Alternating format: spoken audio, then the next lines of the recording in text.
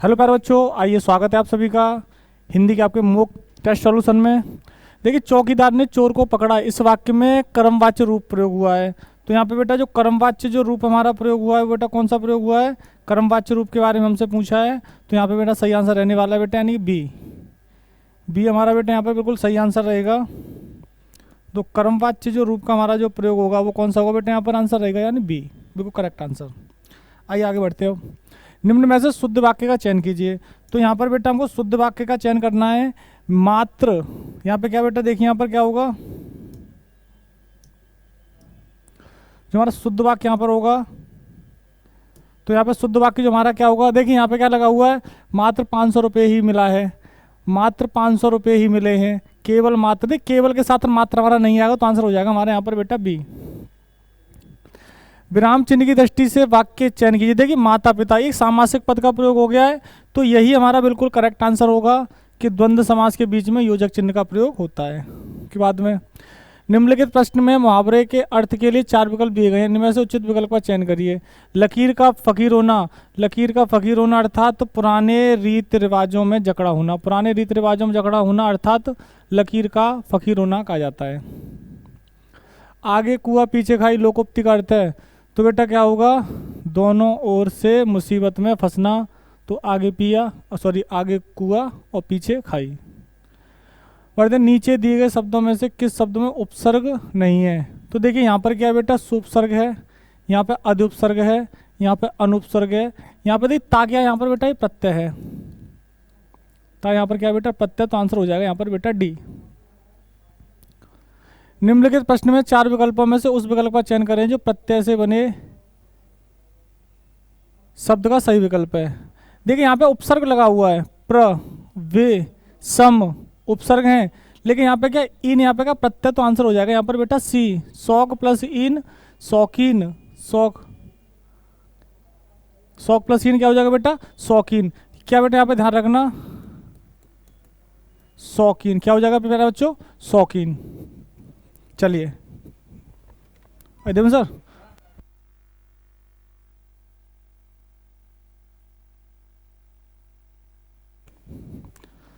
थोड़ी बात क्लियर हो गई, क्या हो जाएगा बेटा शौकीन। इन प्रत्यय हमारा हो गया। देखिए निरूपाय शब्द का सही संधि विच्छेद, तो यहाँ पे देखिए विसर्ग संधि है, तो इसका क्या होगा, निह प्लस उपाय, क्या पे क्या होगा, विसर्ग स्थान पर र उ की मात्रा जुड़ेगी तो निरूपाय हो जाएगा। देखिए क्रीड़ा क्षेत्र का सही समासिक विग्रह, जिसके लिए क्रिया की जाती है, जिसके लिए क्रिया की जाती है, तो क्या होगा, खेलने के लिए क्षेत्र, यानी क्रीड़ा के लिए क्षेत्र। द्विज, द्विज का अर्थ होता है, देखिए द्विज माने एक तो होता है बेटा देखो ब्राह्मण और पक्षी और दांत, 3 होते हैं, ध्यान रखना द्विज माने, लेकिन यहाँ पे छतरी नहीं है इसलिए ऑप्शन नहीं होगा। तो पक्षी और दांत द्विज अर्थात जिसका जन्म 2 बार हुआ है वो है बेटा द्विज। पेड़ से पत्ते गिरते हैं, रेखांकित शब्द में कारक का व्यक्ति चिन्ह, पेड़ से अलग हो गया तो क्या हो गया अपादान कारक, पेड़ से अलग हो गया, से आ गया तो कौन सा कारक बेटा, अपादान कारक हमारे यहाँ पे हो गया। कर्म कारक की विभक्ति चिन्ह कौन सा है? कर्म कारक का विभक्ति चिन्ह हमारा कौन सा है, हमसे पूछा है। तो कर्ता ने कर्म को, काकी के संबंध कारक हमारे हो जाएंगे। क्रिया के जिस रूप से यह पता चले कि कार्य वर्तमान में हो रहा है उसे क्या कहते हैं हम, वर्तमान में हो रहा है, अभी अभी तात्काल, अभी अभी क्या बेटा तत्काल में हो रहा है, तो क्या हो जाएगा बेटा वो तात्कालिक वर्तमान। जैसे मैं पढ़ा रहा हूँ, आप पढ़ रहे हैं, आप मेरी क्लास को देख रहे हैं, तात्कालिक वर्तमान। निम्नलिखित में 4 विकल्पों में से उस विकल्प का चयन करें जो दी गए शब्द का समानार्थी शब्द का विकल्प नहीं है पूछा है। तो देखिए कोमल, कोमल का मतलब मुलायम होता है, मृदु होता है, सुकुमार भी होता है, श्याम नहीं होता है। श्याम माने क्या होता है, काला, श्याम माने क्या होता है बेटा काला। काली घटा का घमंड घटा, एक घटा का मतलब क्या है बादल, और एक घटा यानी कि कम होना। शब्द एक से ज्यादा बार अर्थ अलग अलग, तो अलंकार कौन सा, यमक। जिन शब्दों के अंत में आ आता है तो उन्हें क्या बोलते हैं बेटा अकारांत, इनके अंत में क्या आएगी ई, यहाँ का आएगा बड़ा, यहाँ आएगी बड़ी। देखिए हमसे पूछा है निम्नलिखित में से शुद्ध वर्तनी वाला शब्द कौन सा है, तो क्या होगा बेटा सी प्रज्वलित, प्र प्लस ज्वल प्लस इत क्या हो जाएगा? प्रज्वलित। सी हमारा वो करेक्ट आंसर। सही वर्तनी वाला बताना है आपको। प्रमुखिया, प्रमुख, प्रमुख्य, प्रमुख क्या हो जाएगा बेटा? प्रमुख। डी हो जाएगा हमारे यहाँ पर। निम्नलिखित शुद्ध वाक्य, निम्नलिखित वाक्य का शुद्ध रूप नीचे दिए विकल्पों में से बताइए। अब आप जा सकते हैं, अब आप जा सकते हैं, ये हमसे पूछा गया है, तो क्या होगा इसका? आप अब जा सकते हो। निशा शब्द का अर्थ होता है निशा। निशा माने क्या होता है? तो निशा का मतलब क्या होता है बेटा? निशा माने रात्रि, निशा बोले तो रात्रि। जेठ, जेठ का स्त्रीलिंग क्या होगा? तो जेठाइन, जेठनी, जेठराइन, तो क्या होगा? जेठानी। कौन सा शब्द स्त्रीलिंग है? स्त्रीलिंग है, हमसे पूछा गया है। घाटा, घटा, घाव, मोती, तो यहाँ पे स्त्रीलिंग हमारा क्या होगा? तो यहाँ स्त्रीलिंग होगा हमारा बेटा घटा। काली घटा का घमंड, घटा भी आया था। चिड़िया, चिड़िया का बहुवचन क्या होगा? चिड़िया का हमसे बहुवचन पूछा है, तो क्या होगा यहाँ पर बेटा? चिड़िया। क्या होगा? चिड़िया।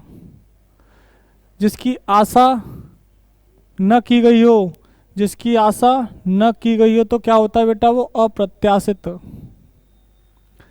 निर्देश, निम्नलिखित शब्द का विलोम शब्द बताइए। ये गरिमा, गरिमा का हमसे विलोम पूछा, क्या होगा बेटा? गरिमा का विलोम बताइए। गरिमा का होता है बेटा लघिमा। ध्यान रखना इस बात को। बड़ों का आदर करना हमारा कर्तव्य है, बड़ों का हमारा कर्तव्य हमसे पूछा है। बड़ों का आदर करना हमारा, यानी कि हम हमारा, हम का संबंधवाचक तो उत्तम पुरुष। अध्यापिका छात्र से पाठ पढ़वाती है। किसी दूसरे के द्वारा कराई जाती है जो क्रिया, उसे कहते हैं प्रेरणार्थक। निम्नलिखित वाक्य विशेषण की किस अवस्था में है? राधिका सबसे अच्छी, सबसे अच्छी, यानी कि हम कह सकते हैं से अच्छातम, सबसे अच्छी, अच्छातम, तो क्या होगा बेटा? उत्तमावस्था। आंसर हो जाएगा यहाँ पर सी, उत्तमावस्था। हमसे पूछा यहाँ पर धन के बिना व्यवसाय चलाना कठिन है। हमसे पूछा अव्यय का सही विकल्प भेद, तो संबंधवाचक है ये। धन का संबंध, व्यवसाय का संबंध किससे? धन से। धन के बिना व्यवसाय का संबंध किससे बेटा? धन से। घटिका, घटिका माने क्या होती है? घटिका माने होती है बेटा घड़ी। घटिका माने क्या होती है बेटा? घड़ी हमारी होती है। तमस, तमस किसका है बेटा? तमस है हमारा बेटा भीष्म साहनी का उपन्यास है तमस। बहुत ही अच्छा उपन्यास है भीष्म साहनी का, और तमस उपन्यास भीष्म साहनी का है। और हमसे पूछा गया है प्रथम तार सप्तक का प्रकाशन क्या है? प्रथम तार सप्तक ये हुआ था सेकंड, थर्ड और फोर्थ, चारों में लिखा दी। देखो आपको, एक किसान था, गोमा मोरी नाम था उसका, गुजर बसर लायक खेती थी, एक गाय, एक जोड़ी बैल, 30 बकरियां थी, छोटा सा घर, घर के सामने पशु बांधने का बाड़ा। 3 साल से वर्षा बहुत कम हुई थी, ना फसलें हुई थी ना चारा। इस वर्ष भी आषाढ़ सूखा ही रह गया, वर्षों की कोई आशा, सॉरी वर्षा की कोई आशा नहीं बंधी थी। खेत जोतकर क्या करूँगा? गौमा ने एक लंबी सांस छोड़ी और मन ही मन सोचा। वह बैलों को हाँकते हुए वापस घर की ओर चल पड़ा। अगले दिन गौमा सवेरे सोकर उठा, गाय बैल व बकरियां बाड़े से निकाला। उसकी पत्नी बकरियों को घेर में उन्हें चराने चली गई। फिर उसने हिम्मत बटोरी और हल में बैलों के कंधों पर रखकर चल पड़ा खेती की ओर। रास्ते में उसे कई किसानों ने टोकर कहा, गौमा खेत जोतने से क्या होगा? वर्षा तो कुछ भी आसार नहीं दिख रही। गौमा ने सबकी बात सुनी। कई बार उसका मन डमाडोल भी हुआ, फिर भी उसने हिम्मत रखी और कुछ सोचकर खेत पर पहुंच गया। उपयुक्त गद्यांश को पढ़कर नीचे दिए हुए प्रश्न। तो देखिए यहाँ पर क्या है? बाड़ा, बाड़ा कैसा शब्द है? बाड़ा बेटा है देशज। बाड़ा कैसा है? देशज। गौमा एक किसान था, गौमा एक किसान था, कौन सा काल है इसमें? तो यहाँ कर दो बेटा भूतकाल, भूतकाल। कौन सा काल है इसमें? भूतकाल। प्रस्तुत गद्य खंड में खेत जोतकर क्या करूंगा? गौमा प्रश्न किससे पूछता है यहाँ पर? देखिए देखते हैं गद्यांश में।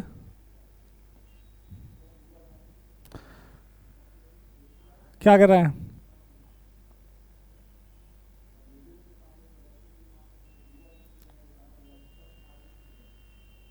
कि कई रास्ते में किसी किसान गोमा खेत जोतने से क्या होगा? खेत जोतने से क्या होगा ये हमसे पूछा गया है। तो देख यहाँ पर क्या है, एक तो यहाँ पे दे रास्ते में उसे कई किसानों ने टोक कर कहा कि गोमा खेत जोत कर क्या होगा। अब देख प्रश्न क्या हमसे पूछ रहा है, प्रस्तुत गद्य खंड में खेत जोत कर क्या करूंगा। प्रश्न गोमा किससे पूछता, अच्छा ये प्रश्न है। तो देखिए यहाँ पर एक बार और देख लेते हैं इसे।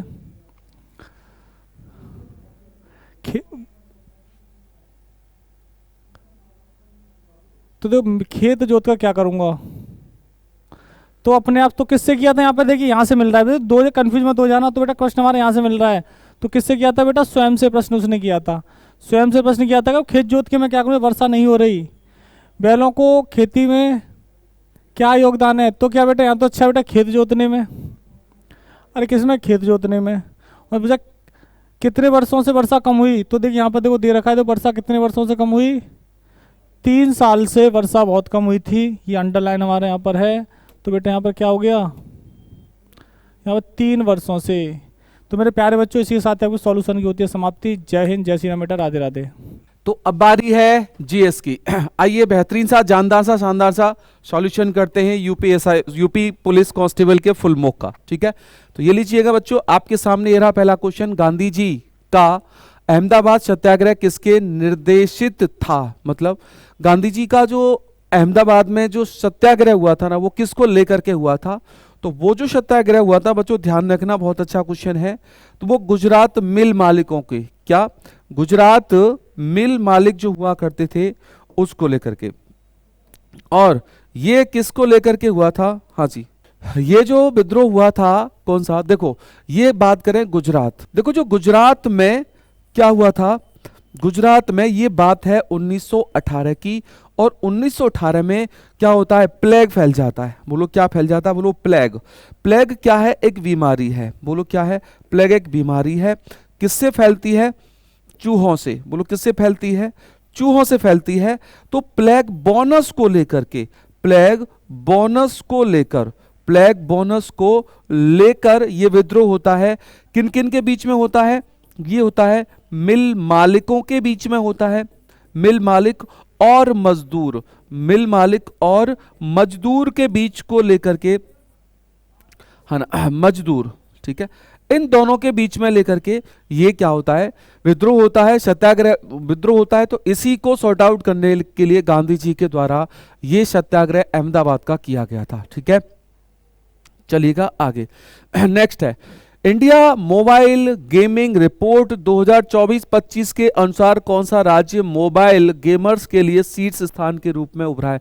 भाई देखो सबसे ज्यादा पॉपुलेशन इसमें यूपी में है, तो यूपी की स्थिति मतलब आप समझ सकते हो, नहीं कहना चाहिए। तो पॉपुलेशन सबसे ज्यादा, तो लोग मोबाइल भी सबसे ज्यादा जनरली कहाँ करते हैं, बोलो यूपी में ही यूज करते हैं। तो इसका ऑप्शन नंबर क्या हो जाएगा, बोलो ये सबसे ज्यादा यूपी वाले मोबाइल चलाते हैं, समझ रहे हो, यूपी का पेपर देने वाले बच्चों। ठीक है, आगे आओ। क्या रियाल किस देश की मुद्रा है, रियाल, देखो रियाल बच्चा किस देश की मुद्रा हो जाएगी, रियाल हो जाएगी सऊदी अरब। किसकी हो जाएगी, सऊदी अरब की। और अरब कंट्री, देखो यूपी पुलिस में मैंने देखा एनालिसिस जितना भी मैंने किया है कि जो अरब कंट्री है ना, वहां से एक मुद्रा पूछी जाती है। 2019 में तुर्की की मुद्रा पूछी गई थी। तो मतलब अरब कंट्रियों से एक करेंसी से क्वेश्चन आपका देखने को मिलता है। ठीक है, नेक्स्ट आएगा भैया, निम्नलिखित में से कौन सा राज्य भारत में सबसे ज्यादा दूध का उत्पादक राज्य है। भैया राजस्थान और यूपी में होड़ लगती रहती है, लेकिन ओवरऑल बाजी कौन मारता है, बोलो यूपी। मतलब यूपी राजस्थान ऐसे चलता रहता है, लेकिन फिलहाल की बात करेंगे तो यूपी उसमें टॉपर हो जाएगा। आगे, कौन सा राज्य स्तर पर गति शक्ति पोर्टल शुरू करने वाला पहला राज्य बन गया है। राज्य स्तर पर गति शक्ति पोर्टल, केंद्र स्तर पर नहीं, राज्य स्तर पर। तो भैया राज्य स्तर पर इसको किसने अपनाया, बोलो गुजरात ने। बोलो किसने, गुजरात ने। आगे, निम्नलिखित में से कौन सा एथलीट फुट रोग का सबसे आम कारण है, बताओ।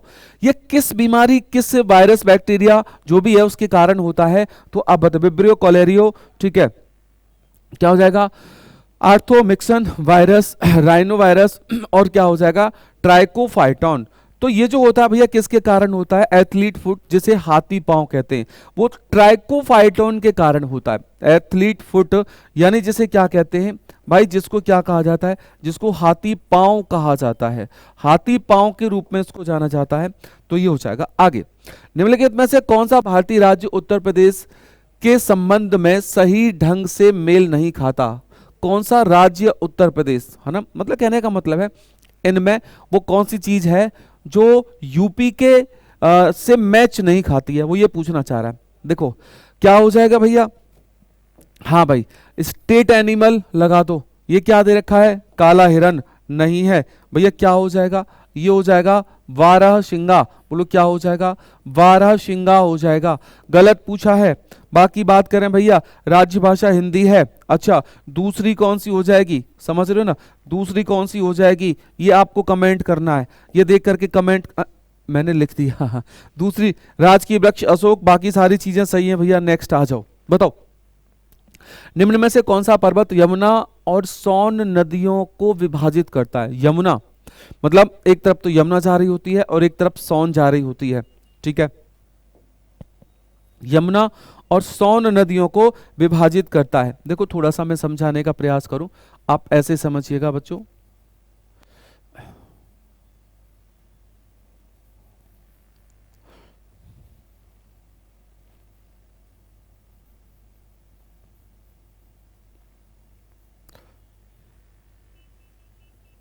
ठीक है, मान लीजिएगा थोड़ा सा बड़ा है, मैं बस समझाने का प्रयास कर रहा हूं। थोड़ा सा यहां से ऐसे समझिएगा। देखो यमुना नदी देखो यहां से आती है, सहारनपुर से प्रवेश करती है भैया, यूपी के बिल्कुल साइड में बहते हुए ऐसे यहां से होते हुए कहां मिल जाती है? बोलो गंगा में, ठीक है।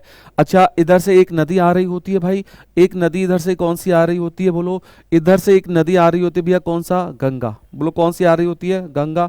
यहां से ऐसे होते हुए गंगा भैया ऐसे निकल जाती है, ठीक है। अच्छा, एक नदी जा रही होती है भैया, इधर से कौन सी जा रही होती है? यहां से एक नदी कौन सी जा रही होती है? बोलो सोन। बोलो कौन सी नदी? अब इनको देख लीजिएगा, ये तो हो जाएगा भाई कौन सा, थोड़ा सा इसको कम कर लिया जाए। देखो ये हो जाएगा, बोलो कौन सा? सोन, ठीक है। अच्छा, ये कौन सा हो जाएगा भैया? गंगा, ठीक है। और ये कौन सा हो जाएगा? यमुना। बोलो कौन सा हो जाएगा? ये यमुना हो जाएगा। तो यहां की बात की जा रही है, समझ रहे हो ना। तो कहां की बात की जा रही है? इतना आप समझ पा रहे हो ना, इतना आप समझ पा रहे हो। इन दोनों के बीच की बात की जा रही है, बोलो इस वाले क्षेत्र की बात की जा रही है, ठीक है। आप ऐसे समझ सकते हैं, मतलब मैंने ऊपर बना दिया, थोड़ा सा नीचे है। तो भैया यहां कौन सा पर्वत हो जाएगा? भैया ये हो जाएगा कैमूर। बोलो कौन सा हो जाएगा? ये कैमूर की पहाड़ियां हो जाएंगी, जो कि दोनों नदियों को क्या कर देती हैं? अलग कर देती हैं, ठीक है। आगे आओ भैया। 1916 में मुस्लिम लीग और कांग्रेस के बीच समझौता हुआ। देखो ये हुआ था विभाजन। अगर इनके बारे में बात करेंगे, दोनों के बीच में, अच्छा दोनों के बीच में अगर हम बात करेंगे भैया, विभाजन कब हुआ था? देखो विभाजन हुआ था कब? 1907 में, ठीक है। और जिसे भैया किस नाम से जाना जाता है? जिसे जाना जाता है सूरत फूट, है ना, सूरत फूट। यहां कांग्रेस जो होती थी, कांग्रेस के भैया दो दल हो गए थे, एक तो कौन सा? गरम, और एक कौन सा हो गया था? नरम। दोनों अलग हो गए थे। ये मिले कब थे भैया? 1916 में। और इसको किसके द्वारा? गांधी जी, सॉरी, बाल गंगाधर तिलक और मोहम्मद अली जिन्ना। बाल गंगाधर तिलक और मोहम्मद अली जिन्ना, इन दोनों की बहुत बड़ी भूमिका थी इन दोनों को एक कराने में, ठीक है। 1916 में जो अध्यक्षता की थी, यहां ये ध्यान रखना, ये इनके द्वारा, हाँ नहीं ये नहीं थी, अध्यक्षता किसके द्वारा की गई थी भाई? सुनो, अध्यक्षता की गई थी भैया अंबिका चरम। बोलो कौन हो जाएगा? ये हो जाएंगी अंबिका चरम। अंबिका चरम क्या हो जाएंगी? मजूमदार। बोलो कौन हो जाएंगी? अंबिका चरम मजूमदार हो जाएंगी, ठीक है। आगे लीजिएगा। निम्न में से कौन सा मानव पैर में मौजूद हड्डी का नाम है? मानव पैर में तो भैया ये कौन सी है? पटेला। क्या है? घुटने की हड्डी है, घुटने के जोड़ को जोड़ने का काम करती है पटेला, समझ रहे हो ना। तो ये हो जाएगा इनकस स्टेपी भैया, ये इनकस कान की हड्डियां हो जाएंगी। आगे, NTFS का अर्थ है और इसे डेडेडस द्वारा विकसित किया गया था। भैया किसके द्वारा? नई टेक्नोलॉजी फाइल सिस्टम माइक्रोसॉफ्ट, हम इंटेल ने नहीं, इसको माइक्रोसॉफ्ट ने भैया डेवलप किया है। तो ये क्या है? नई टेक्नोलॉजी है जो फाइल सिस्टम की है और इसे माइक्रोसॉफ्ट ने लॉन्च किया है। बोलो किसने लॉन्च किया है? बोलो माइक्रोसॉफ्ट के द्वारा इसको लॉन्च किया गया है। ठीक है, तो ऐसे थोड़ा सा कंप्यूटर वाले क्वेश्चन आपसे पूछे जा सकते हैं। ठीक है, तो ऑप्शन क्या हो जाएगा? ये नई फाइल टेक्नोलॉजी को इनके द्वारा। आगे लीजिएगा, शहीद दिवस कब मनाया जाता है? देखो शहीद दिवस मनाया जाता है गांधी जी की पुण्यतिथि पर। बोलो कब मनाया जाता है? गांधी जी की पुण्यतिथि पर। बोलो किस पर? हाँ जी, ये बनाया जाता है। बोलो किसकी पर? गांधी जी। बोलो गांधी जी की पुण्यतिथि पर। बोलो किस पर? पुण्य तिथि पर मनाया जाता है।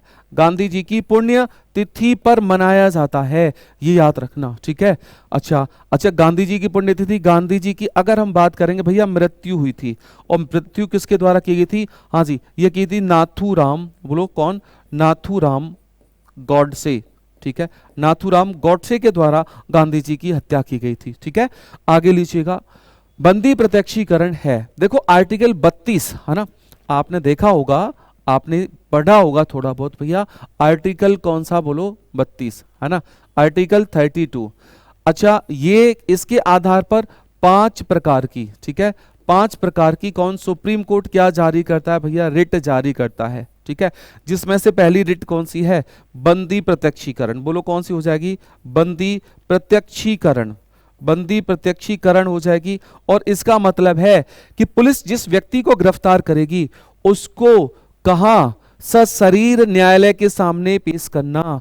तो भैया इसमें ऑप्शन नंबर डी है, अवैध हिरासत में रखे गए व्यक्ति को पेश करने के लिए अदालत के आदेश का पालन करना।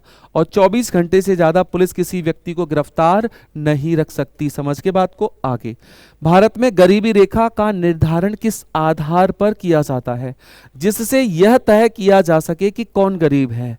भाई गरीबी रेखा, शिक्षा से गरीबी तय हो जाएगी क्या?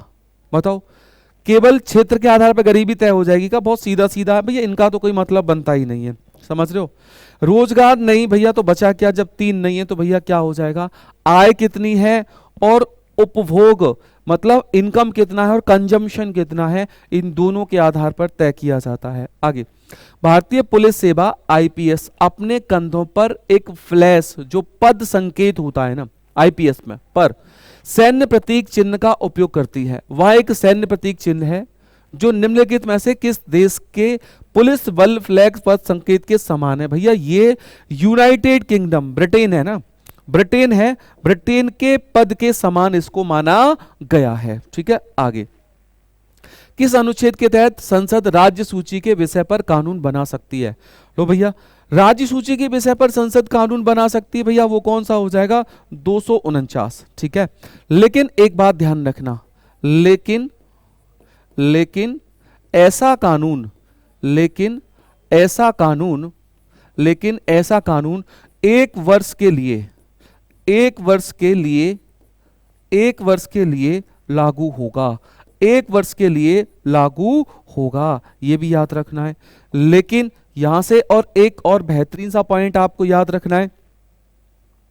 ठीक है, 1 वर्ष के लिए, लेकिन यहां से एक आर्टिकल और है ना, और वो आर्टिकल है 312। 312 किसकी बात करता है? वो बात करता है अखिल भारतीय सेवा। बोलो क्या?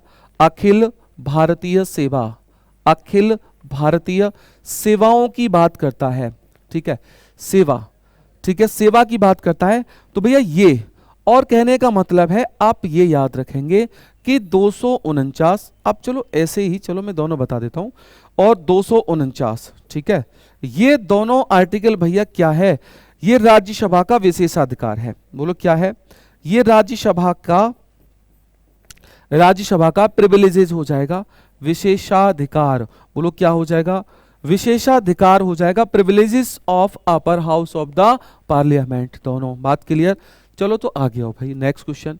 अनुसूचित जाति अनुसूचित जनजाति अत्याचार निवारण अधिनियम, लो भैया ये किस में आ जाएगा भाई? आर्टिकल 1989 में ये कानून बनता है। विशेष तौर से ध्यान रखना, तो यहां से अगर आपसे क्वेश्चन पूछा जाए अस्पृश्यता, बोलो किसके बारे में क्वेश्चन पूछा जाएगा?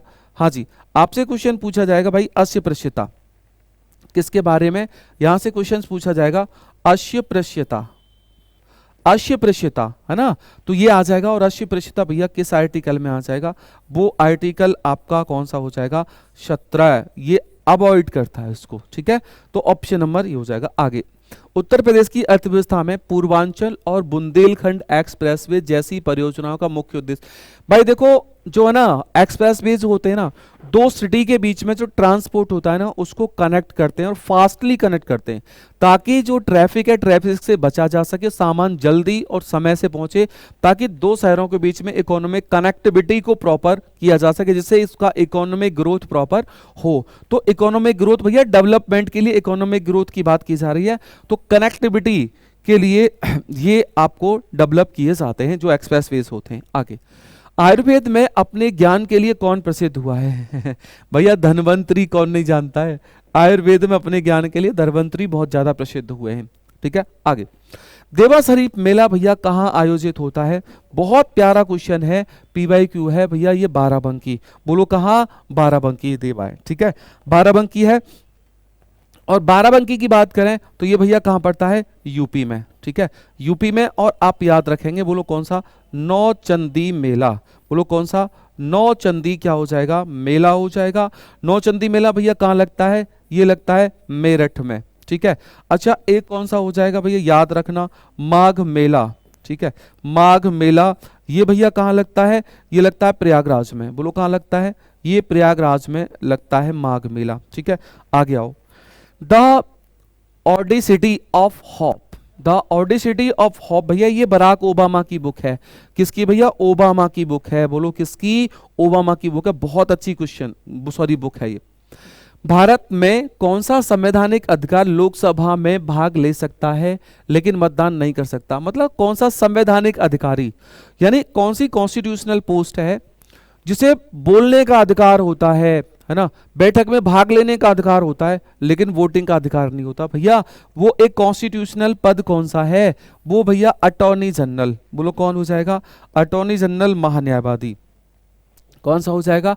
महान्यायवादी हो जाएगा। तो यहां से अगर हम बात करेंगे महान्यायवादी का पद आर्टिकल नंबर भैया किस में? 76 में, ठीक है। तो ये कौन होता है? भारत का, ध्यान रखना, भारत का कौन होता है? पहला विधि अधिकारी। बोलो कौन होता है? भारत का पहला विधि अधिकारी होता है, first law officer of India होता है, ठीक है। अच्छा, इसे क्या कहा जाता है? तो ये भी नहीं भूलना, भारत सरकार। बोलो क्या? भारत सरकार का इसको वकील भी कहा जाता है, क्योंकि भारत सरकार को कानूनी मामलों पर यह सलाह देता है। कानूनी मामलों पर क्या देता है? बोलो सलाह देता है। बात क्लियर? चलो आगे बताओ, यदि कंप्यूटर को बंद करने पर डाटा मिट जाता है तो वह किस प्रकार की मेमोरी होती है? कंप्यूटर बंद किया और डाटा भैया हो गया खत्म, तो वो किस प्रकार की मेमोरी हो जाएगी? वो हो जाएगी रैम। कौन सी हो जाएगी भैया? वो रैम हो जाएगी, ठीक है। तो ऑप्शन नंबर क्या हो जाएगा? ए हो जाएगा। आगे लो भैया, नेक्स्ट क्वेश्चन। निम्नलिखित में से किस वायसराय के दौरान विधवा पुनर्विवाह अधिनियम पेश किया गया था? पेश करने की बात की जा रही है। विधवा पुनर्विवाह अधिनियम जो पेश किया गया था, हाँ, लॉर्ड हार्डिंग फर्स्ट हो जाएगा? नहीं, तो भैया ये कौन सा हो जाएगा? ये हो गए थे लॉर्ड कैनिंग। बोलो कौन? लॉर्ड कैनिंग हो जाएंगे। बोलो कौन हो जाएंगे? Lord Canning. ये वायसराय हुआ करते थे और ये हुआ करते थे, अगर आपको पता हो तो आपने ध्यान दिया हो तो भाई ये कब? 1858, ठीक है, 1858 के समथिंग ये वायसराय हुआ करते, समझना। आगे जो एक्ट आया था वो इनके द्वारा, लेकिन ये बात घटना 56 की है। ये घटना कब की है? बोलो 56 की, लगभग जुलाई 56 की घटना है। कौन सा राज्य म्यांमार के साथ अपनी सीमा साझा नहीं करता? भाई अरुणाचल प्रदेश करता है, मिजोरम करता है, मणिपुर भी करता है। नहीं करता कौन? बोलो नहीं करता कौन? बोलो सिक्किम, ठीक है। कौन सा नहीं करता? सिक्किम नहीं करता। जरा देखो, ये भैया सिक्किम हो जाएगा, है ना। यहां से ऐसे चलेंगे, ऐसे, ये ऐसे मान लो, तो भैया ये कौन सा हो जाएगा? यहां हो जाएगा अरुणाचल। बोलो कौन सा हो जाएगा, यहाँ अरुणाचल हो जाएगा, यहाँ हो जाएगा नागालैंड, बोलो कौन सा हो जाएगा, नागालैंड हो जाएगा, यहाँ कौन सा हो जाएगा भैया मणिपुर, बोलो कौन सा हो जाएगा मणिपुर, और लास्ट में कौन सा हो जाएगा, बोलो मिजोरम, बोलो कौन सा मिजोरम। तो ये कौन सा हो जाएगा, सिक्किम, बोलो कौन सा हो जाएगा, सिक्किम हो जाएगा। और इधर भैया क्या हो जाएगा, इधर हो जाएगा म्यांमार, बोलो कौन सा हो जाएगा, म्यांमार। ऑप्शन क्या हो जाएगा, सिक्किम, बोलो क्या हो जाएगा, सिक्किम। आगे, भारत का राष्ट्रीय गीत वंदे मातरम उपन्यास आनंद मठ से लिया गया है। यह उपन्यास किसके द्वारा लिखा गया था, बहुत पूछा जाने वाला क्वेश्चन है, बांकी चंद्र चटर्जी, बोलो कौन है, बांकी चंद्र चटर्जी। ऑप्शन नंबर क्या हो जाएगा, बोलो ए इसका राइट आंसर हो जाएगा, ठीक है, आनंद मठ से लिया गया है। आगे नेक्स्ट है, मायोपिया या निकट दृष्टि दोष के रूप में ज्ञात नेत्र रोग का इलाज करने के लिए निम्न में से किस लेंस का उपयोग किया जाता है। मायोपिया निकट दृष्टि दोष के लिए कौन सा लेंस यूज किया जाता है, बताओ भाई। हाँ भाई, देखो मिश्रित तो इसमें हो नहीं सकता, ये तो बात आप भूल जाओ, और बायोफोकल लेंस भी नहीं हो सकता, अवतल या उत्तल, तो कॉनकेव लेंस हो जाएगा, ठीक है। ऑप्शन नंबर कौन सा हो जाएगा, मतलब बी इसका राइट आंसर हो जाएगा। आगे लो भैया, नेक्स्ट 2011 की जनगणना के अनुसार भारत में जनसंख्या घनत्व कितना है, पॉपुलेशन डेंसिटी कितना है भाई बताओ। 2011 की जनगणना के अनुसार भैया यो 382 व्यक्ति प्रति वर्ग किलोमीटर, 382 व्यक्ति प्रति वर्ग किलोमीटर होते हैं, ठीक है। तो यहां से अगर हम बात करें तो क्या हो जाएगा, सबसे अधिक, समझ रहे हो ना, सबसे अधिक, समझ रहे हो क्या कह रहा है, बोलो सबसे अधिक, है ना, जनघनत्व, बोलो क्या, सबसे अधिक जनघनत्व किस राज्य का हो जाएगा मेरे भाई। राज्य में बात करें तो भैया वो कौन सा हो जाएगा, बिहार। अच्छा, यूनियन टेरिटरीज की बात करें तो मेरे भैया वो क्या हो जाएगा, वो हो जाएगा दिल्ली। और सबसे कम, बोलो किसकी बात करेंगे, सबसे कम की बात करेंगे, सबसे कम भैया क्या हो जाएगा, वो हो जाएगा अरुणाचल प्रदेश, बोलो कौन सा, अरुणाचल प्रदेश, अरुणाचल प्रदेश। और अरुणाचल प्रदेश का कितना है भाई, 17 व्यक्ति प्रति वर्ग किलोमीटर हो जाएगा। बात क्लियर है, चलो आगे।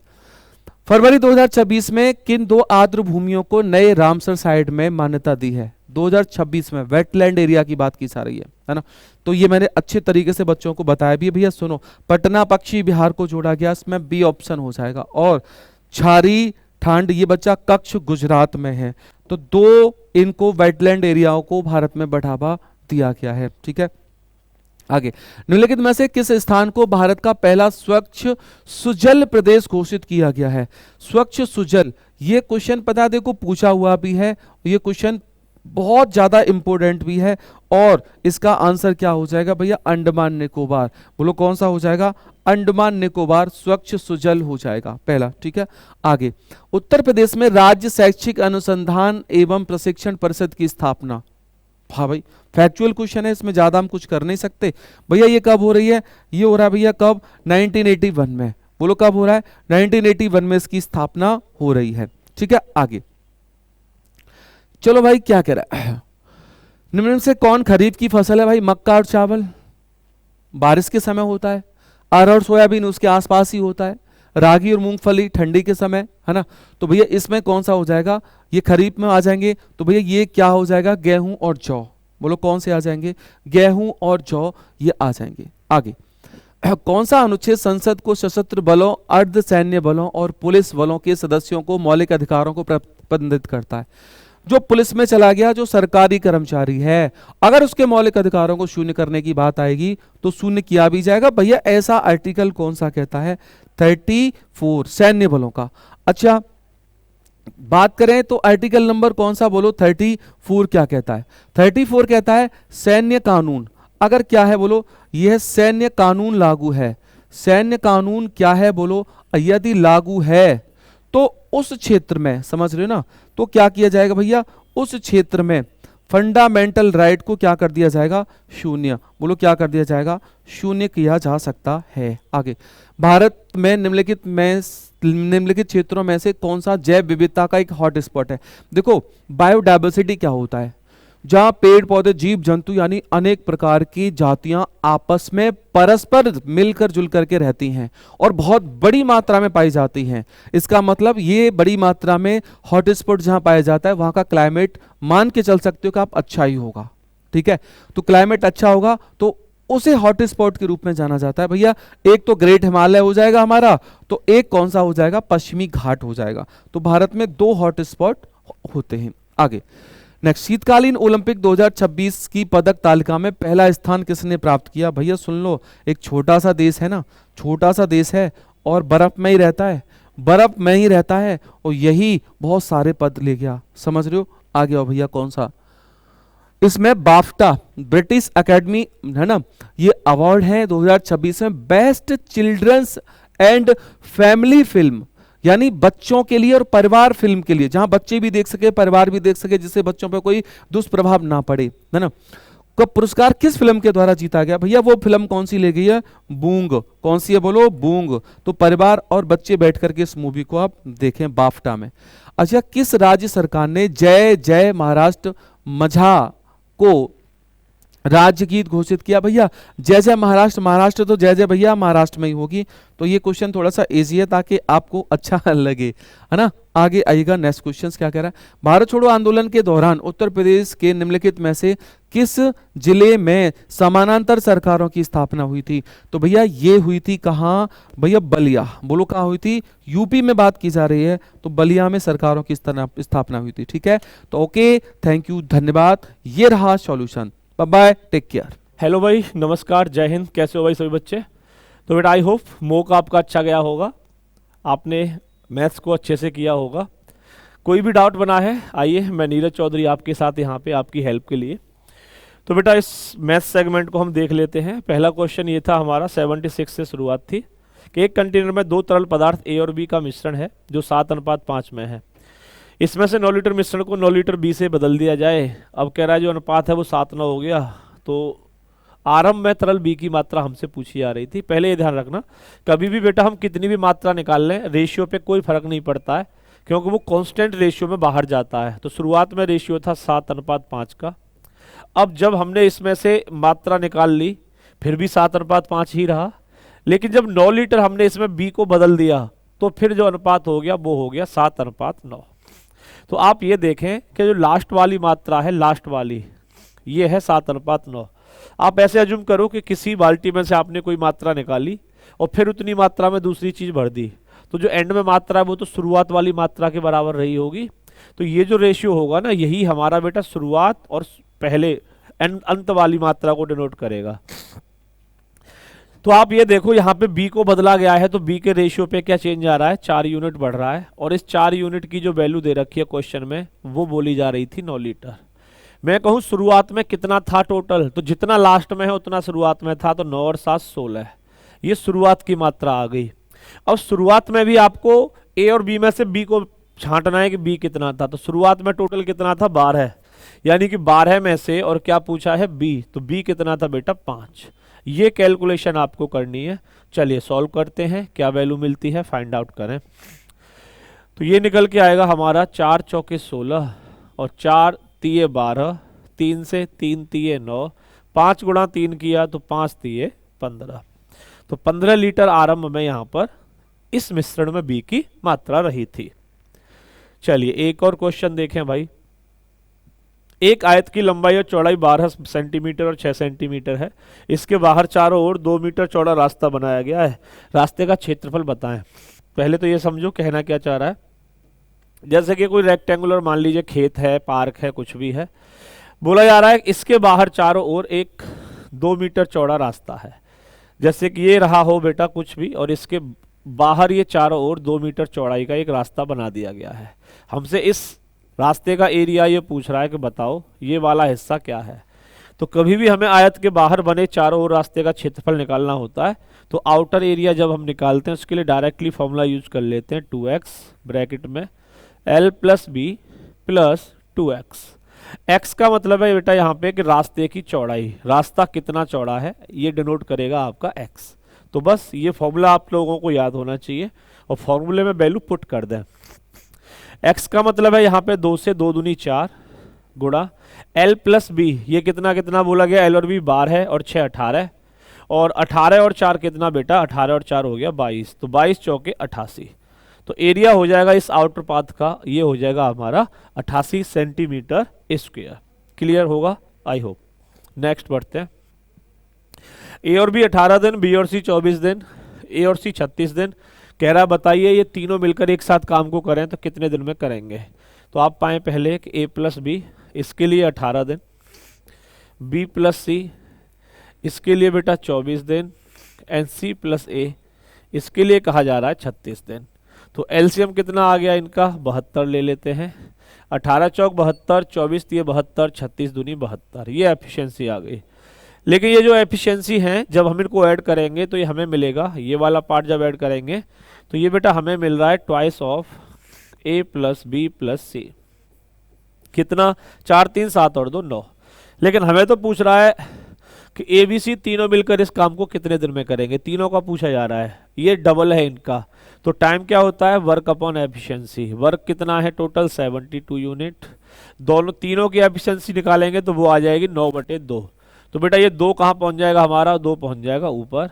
तो कितना आएगा निकल के कि 9 8 72 और 8 दूने 16। तो आंसर कितना हो जाएगा हमारा, सी ऑप्शन हो जाएगा 8 दूने 16। ओके, लीजिए अगला क्वेश्चन। एक चोर थाने से 8 बजे 50 किलोमीटर प्रति घंटे की चाल से निकला, दूसरा 65 की चाल से 9:30 बजे। अच्छा, सिपाही इसके पीछे भाग रहा है, कह रहा थाने से कितनी दूरी पर पकड़ लेगा।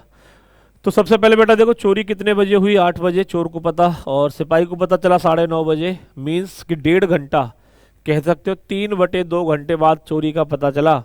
तो उतने समय में चोर कितनी दूर भाग गया होगा 50 की स्पीड से, 50 से मल्टीप्लाई कर दो, दूरी बराबर चाल गुणा समय। तो ये वो दूरी निकल के आ गई जितनी दूरी चोर भाग गया।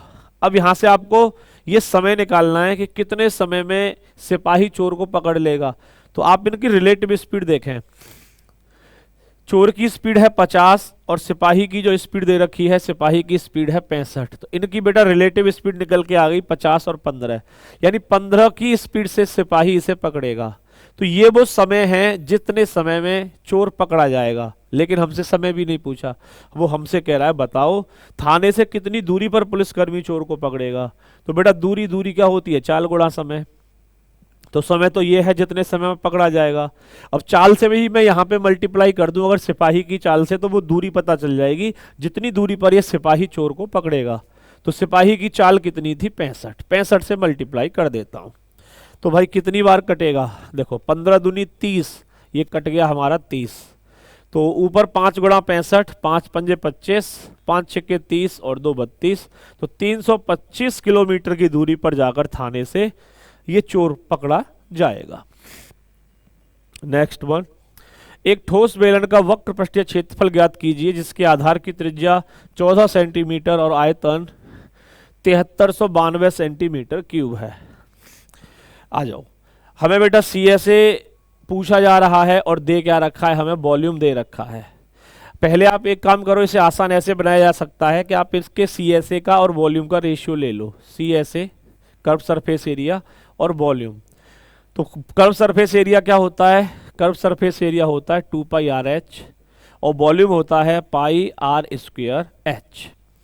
क्योंकि यहाँ पे आपको फिर h निकालने की जरूरत नहीं पड़ेगी। बहुत से बच्चे क्या करेंगे कि त्रिज्या दे रखी है तो इसके अकॉर्डिंग पहले h फाइंड आउट करेंगे। तो इस क्वेश्चन में आपको h निकालने की जरूरत नहीं है, बिना h निकाले ही आप क्वेश्चन को जा सकते हो। कैसे कि पाई से ये पाई कटेगा, h से h कटेगा, इधर r से ये स्क्वायर कट जाएगा। तो जो रेशियो निकल के आएगा CSA का और वॉल्यूम का वो होगा 2:r। और r की वैल्यू दे कितनी रखी है कि आधार की त्रिज्या 14 है। तो इस r की जगह पे बेटा मैं क्या रख देता हूँ, r की जगह पे रख देता हूँ 14। तो 1 2 एकम 2, 2 सत्ते 14। यानी इस केस में बेटा इसके CSA और वॉल्यूम का जो रेशियो है वो 1:7 रहेगा। तो आपको यहाँ से एक वैल्यू दे रखी है और दूसरी वैल्यू पूछी जा रही है। क्या दे रखा है हमें, इसने आयतन दे रखा है कितना, 7392। तो देखो जरा ये कितने गुना है, उतने से एक की वैल्यू पूछा है, सीधा सीधा आ जाएगा। तो ये है 7 एकम 7, भाग न जाने का 0, 7 पंजे 35, 4 बच गया, 7 छिंग 42। तो 1 यूनिट की वैल्यू कितनी निकल के आई? 1056। और 1 यूनिट ही हमारा क्या था? CSA यानी कि वक्र पृष्ठीय क्षेत्रफल। तो 1000 सेंटीमीटर स्क्वायर इसका वक्र पृष्ठीय क्षेत्रफल हो जाएगा। एक वस्तु को 40% की हानि पर बेचा जाता है। हानि की राशि वस्तु के विक्रय मूल्य की लगभग कितने प्रतिशत है? 40% की हानि, फ्रैक्शन बना लो, 20 दूने 40, 20 पंजे 100। यानी बेटा अगर कॉस्ट प्राइस 5 रुपये है तो सेलिंग प्राइस कितना हो जाएगा? 5 का आर्टिकल 2 की लॉस पे 3 का। तो ये हो गया हमारा CP और SP का रेशियो। कह रहा है हानि की राशि, तो 5 का आर्टिकल 3 में बेच रहे हैं तो बेटा हानि की राशि कितनी है? 2 रुपये। यानी ये कह रहा है कि 2 रुपया हानि की राशि विक्रय मूल्य का, विक्रय मूल्य का मतलब 3, तो वो 2/3 क्या होता है? 2/3 होता है बेटा 66 सही 2/3%। उसने कहा है मूल्य लगभग कितने प्रतिशत है? तो 66.66 कहो या 66.67 कहो। आंसर क्या रहेगा हमारा? बी ऑप्शन हो जाएगा 66.67%। नेक्स्ट, साधारण ब्याज पर एक राशि 8 वर्षों में स्वयं की दोगुनी हो जाती है। स्वयं की दोगुनी हो जाती है। दोगुनी का मतलब 2 में से 1 माइनस करो प्रिंसिपल के लिए, तो इंटरेस्ट कितना आएगा? 1। मान लो 1 रुपये का ब्याज आ रहा है और कितने सालों में आ रहा है? 8 सालों में। तो ये रेट ऑफ इंटरेस्ट हो गया। फ्रैक्शन में कह दो या ये कह दो 1/8 कितना होता है? 12.5%। तो सिंपल इंटरेस्ट पे जो रेट है वो है 12.5% का, यानी कि 1/8। अब क्या बोला? और चक्रवृद्धि ब्याज पर यदि ब्याज वार्षिक रूप से चक्रवृद्धि होती है तो वह राशि 2 वर्षों में स्वयं की 4 गुनी हो जाती है। स्वयं की 4 गुनी। तो अब यहां से आप CI पे आओ, यानी कि 1 रुपया है और वो 4 रुपया हो रहा है, 2 साल है तो स्क्वायर रूट निकालते हैं। तो 2/1, यानी यहाँ पे आप देखो 1 से 2 हो रहा है तो सीधा सीधा रेट कितना आ रहा है? 1 का मतलब 100%। वैसे परसेंट से आपको जाने की जरूरत नहीं है, सीधे सीधे फ्रैक्शन वैल्यू को कंपेयर कर दो। कौन कौन सी फ्रैक्शन वैल्यू? कि पहले जो रेट है वो दे रहा है हमें 1/8 का, और दोबारा में जो रेट आ रहा है वो आ रहा है सीधा सीधा 1 यूनिट का। तो 1/8 ये साधारण ब्याज है और 1 ये आपका CI है। तो क्या रेशियो आ जाएगा? 1:8 को क्रॉस मल्टीप्लाई करेंगे 8। यानी कि साधारण ब्याज और चक्रवृद्धि ब्याज की जो वार्षिक दरें हैं उनका रेशियो निकल के आ जाएगा 1:8। चलो बेटा next question. P ratio Q 4:5 है कि P रेशियो Q बराबर 4:5। P रेशियो R कितना दे रखा है? 2:3। हमसे कह रहा है 3P 4Q 5R। तो इससे पहले तो आप PQR को एक साथ बनाओ कि PQR इनका रेशियो आएगा क्या? P ratio Q ratio R। Common rule apply करो, P दोनों जगह कॉमन है। यहाँ पे 2 है P, यहाँ पे 5 है P, तो P को बराबर कर लो, यहाँ 5 से मल्टीप्लाई लगा दो, इस वाले में 2 से मल्टीप्लाई लगा दो। अब जब कॉमन मेरा इक्वली हो गया तो इसे लिखा रहेंगे 2 चौक के 8। P कितना आया? 8। 1 मिनट सॉरी, जब P यहाँ पे 2 था यहाँ 4 है तो केवल और केवल यहाँ पे 2 से मल्टीप्लाई कर लेते हैं, 2 दूने 4 हो जाएगा P। तो P 4 हो गया, Q कितना है? 5 है, और R कितना आ जाएगा? 3 दूने 6। तो ये रेशियो निकल के आ गया हमारा P ratio Q ratio R। But हमसे पूछा क्या जा रहा है? हमसे पूछा जा रहा है 3P। जब बेटा P हमारा 4 है तो 3P की वैल्यू कितनी आ जाएगी? 12। और क्या बोला जा रहा है? 4Q, तो 5 चौके 20 रेशियो।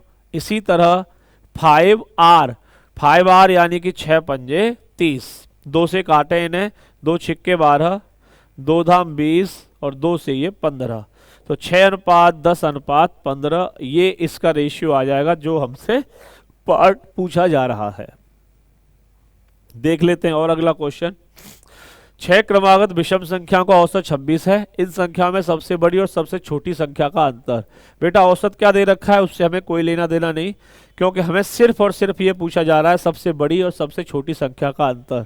जैसे सबसे छोटी संख्या अगर मैं n अज्यूम करूं तो जो सबसे बड़ी संख्या होगी वो क्या होगी? टोटल कितनी संख्याएं हैं? 6। विषम हो या सम हो, हर एक संख्या में कितने का गैप होता है? गैप होता है 2 का। तो 1 नंबर तो हमारा ये हो ही गया। इससे आगे और कितने नंबर बचे? अभी 5। हर संख्या में 2 का गैप, तो 5 संख्याएं और हैं आगे, तो 5 दूनी 10। तो जो सबसे बड़ा नंबर रहेगा वो क्या रहेगा? n+10। तो वो यही कह रहा है केवल कि सबसे छोटी और सबसे बड़ी संख्या में अंतर। तो कितने का अंतर दिखाई दे रहा है सबसे बड़ी और सबसे छोटी संख्या में? वो है हमारा 10 का। तो बस आंसर क्या रहेगा हमारा? बी ऑप्शन, यानी कि 10। एक व्यक्ति अपनी मासिक आय का 40% खर्च करता है। व्यक्ति की मासिक आय में 15% की वृद्धि होती है। इसने कहा 40% खर्च करता है। मैंने कहा व्यक्ति की इनकम है 100 रुपया। जब इसने 40 रुपये अगर खर्च कर दिए तो इसके पास बचे कितने? 60 रुपये। ये इसकी इनकम हो गई, ये इसका बेटा एक्सपेंडिचर हो गया, और 60 इसकी सेविंग्स हो गई।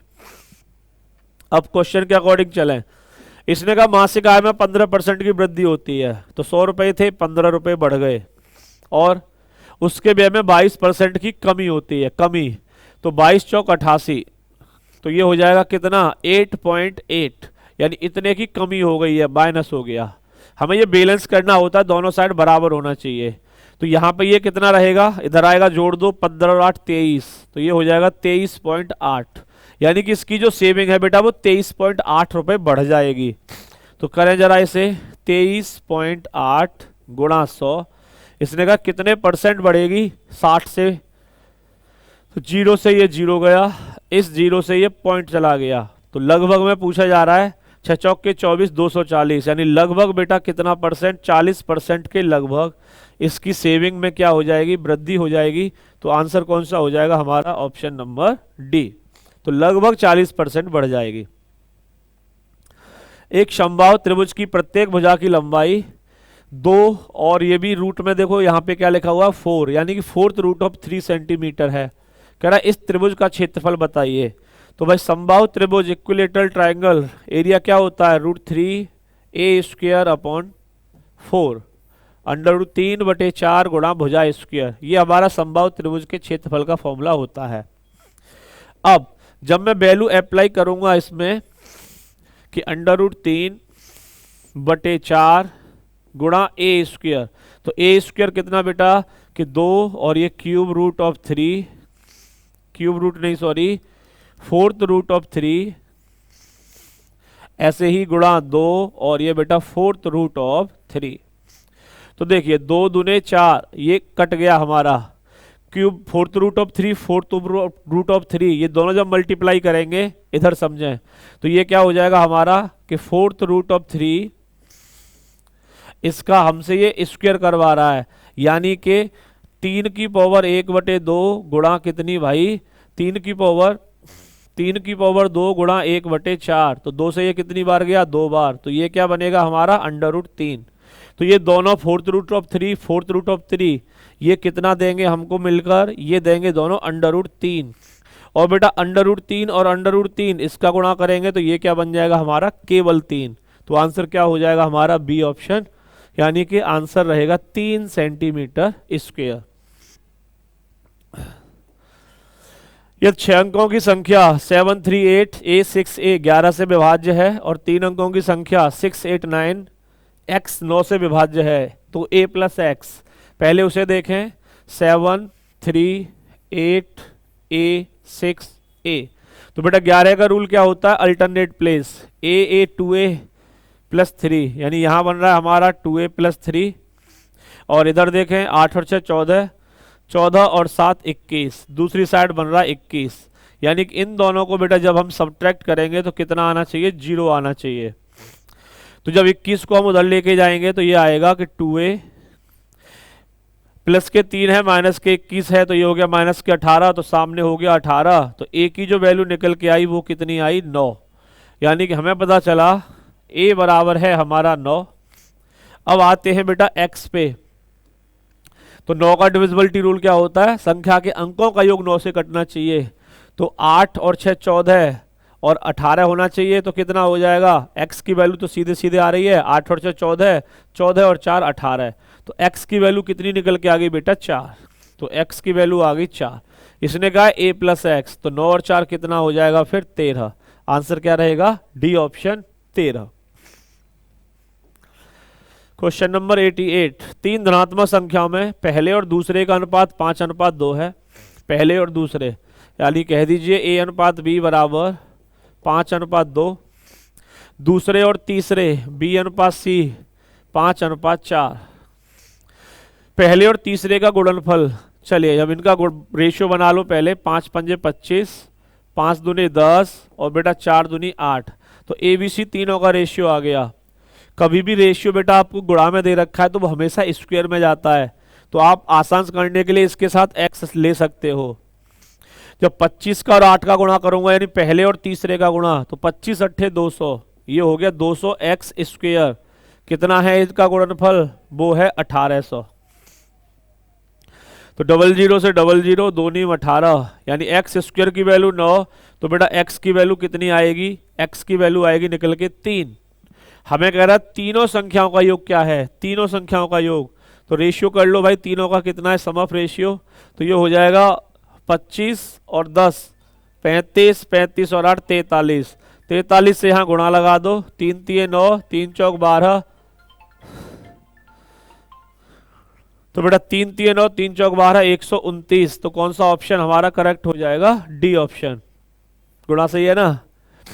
43 3 चौक 12, 3 3 9, 3 चौक 12, ठीक है। चलो अगला क्वेश्चन। 5/3 की पावर -5 गुणा 5/3 की पावर -11 बराबर 5/3 की पावर 8x। बेटा सर्च से है सीधा सीधा, जब कभी भी सेम नंबर है मल्टीप्लाई हो रहा है तो पावर जोड़ देते हैं, यानी कि -5 प्लस -11 ये जुड़ जाएंगी, और बराबर में है 5/3 और इसकी भी पावर कितनी है? 8x। तो यहाँ से क्या बनेगा? ये बन जाएगा हमारे पास 5/3 की पावर -5 और -11 है, ये हो गया -16 बराबर 5/3 की पावर 8x। तो जब बेटा बेस हमारा बराबर है और पावर अलग अलग है, पावर हमारी फिर बराबर हो जाएंगी। अगर दो नंबर हैं बेस सेम है तो पावर भी हमेशा सेम होगी सर्च के रूल के अकॉर्डिंग। तो यहाँ से हमें क्या पता चला कि ये जो हमारा 8x है ये किसके बराबर होगा? -16 के। तो बेटा x की जो वैल्यू आएगी फिर क्या आएगी? 8 दूने 16 यानी कि -2। तो ऑप्शन नंबर डी रहेगा करेक्ट आंसर, यानी -2। 100 मीटर लंबी ट्रेन 800 मीटर लंबे पुल को, तो बेटा ट्रेन है पुल को पार कर रही है, तो टोटल डिस्टेंस कितनी हो जाएगी? 100 और 800 900, 900 मीटर हो गई। 800 मीटर लंबे पुल को पार करती है। पुल को पार करने में लिया गया समय, चाल कितनी है? 30। फॉर्मूला होता है चाल बराबर दूरी बटे समय, तो चाल बराबर दूरी बटे समय। इसे सॉल्व करेंगे तो 30 30 900 होता है, 5 छिक्के 30 और 18 छिक्के 108। तो डी कितना सेकंड का समय लग जाएगा? यहाँ पे 108 सेकंड का समय लगेगा और ये इसे पार कर जाएगी। 3:4 के अनुपात में है दो संख्याएं HCF और लघुत्तम का गुणनफल। जैसे 3:4 है तो एक संख्या 3x मानी, दूसरी संख्या 4x मान लो। इनका जो HCF आएगा वो तो हो जाएगा सीधा सीधा x, और जो LCM आएगा 3 चौक 12 है, ये हो जाएगा 12x। तो इसने हमसे कहा लासा और मासा का गुणा, तो कितना होगा भाई? 12x स्क्वायर हो जाएगा ये तो, और 12x स्क्वायर की वैल्यू दे रखी है 2028। आइए 12 से काट दीजिए, तो 12 एकम 12 8, 12 छिंग 72, कितना बचा?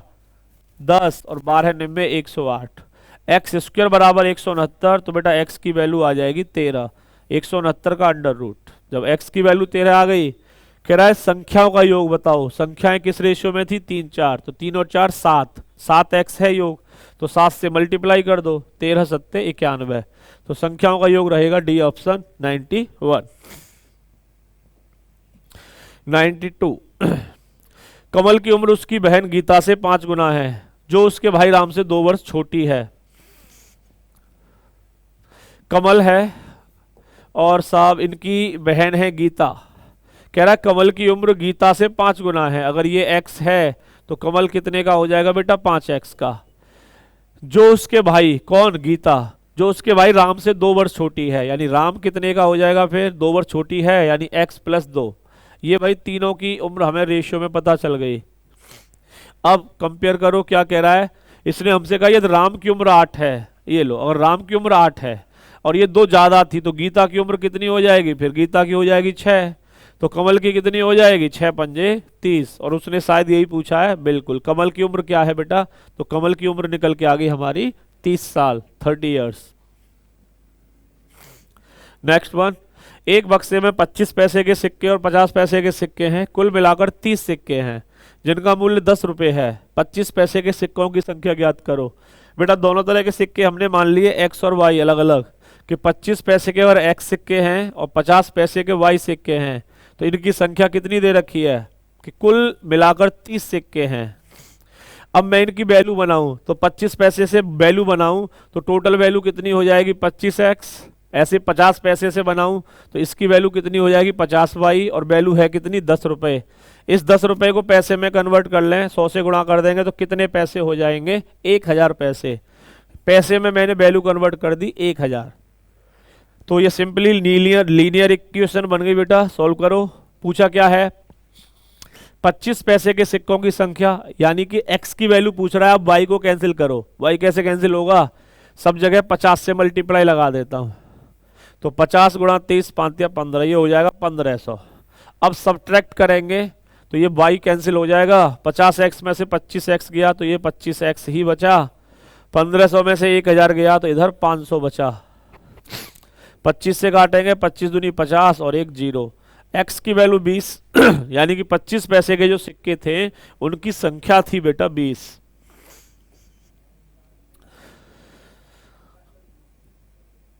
एक 48 किलोमीटर प्रति घंटा की गति से चलने वाली ट्रेन विपरीत दिशा में 42 किलोमीटर प्रति घंटा गति से चलने वाली आधी लंबाई की दूसरी ट्रेन को, आधी लंबाई, जैसे कि मैंने ट्रेन अगर मान ली एक्चुअल वास्तव में वो 2x की, तो जो ट्रेन 2 है वो कितने की हो जाएगी x की।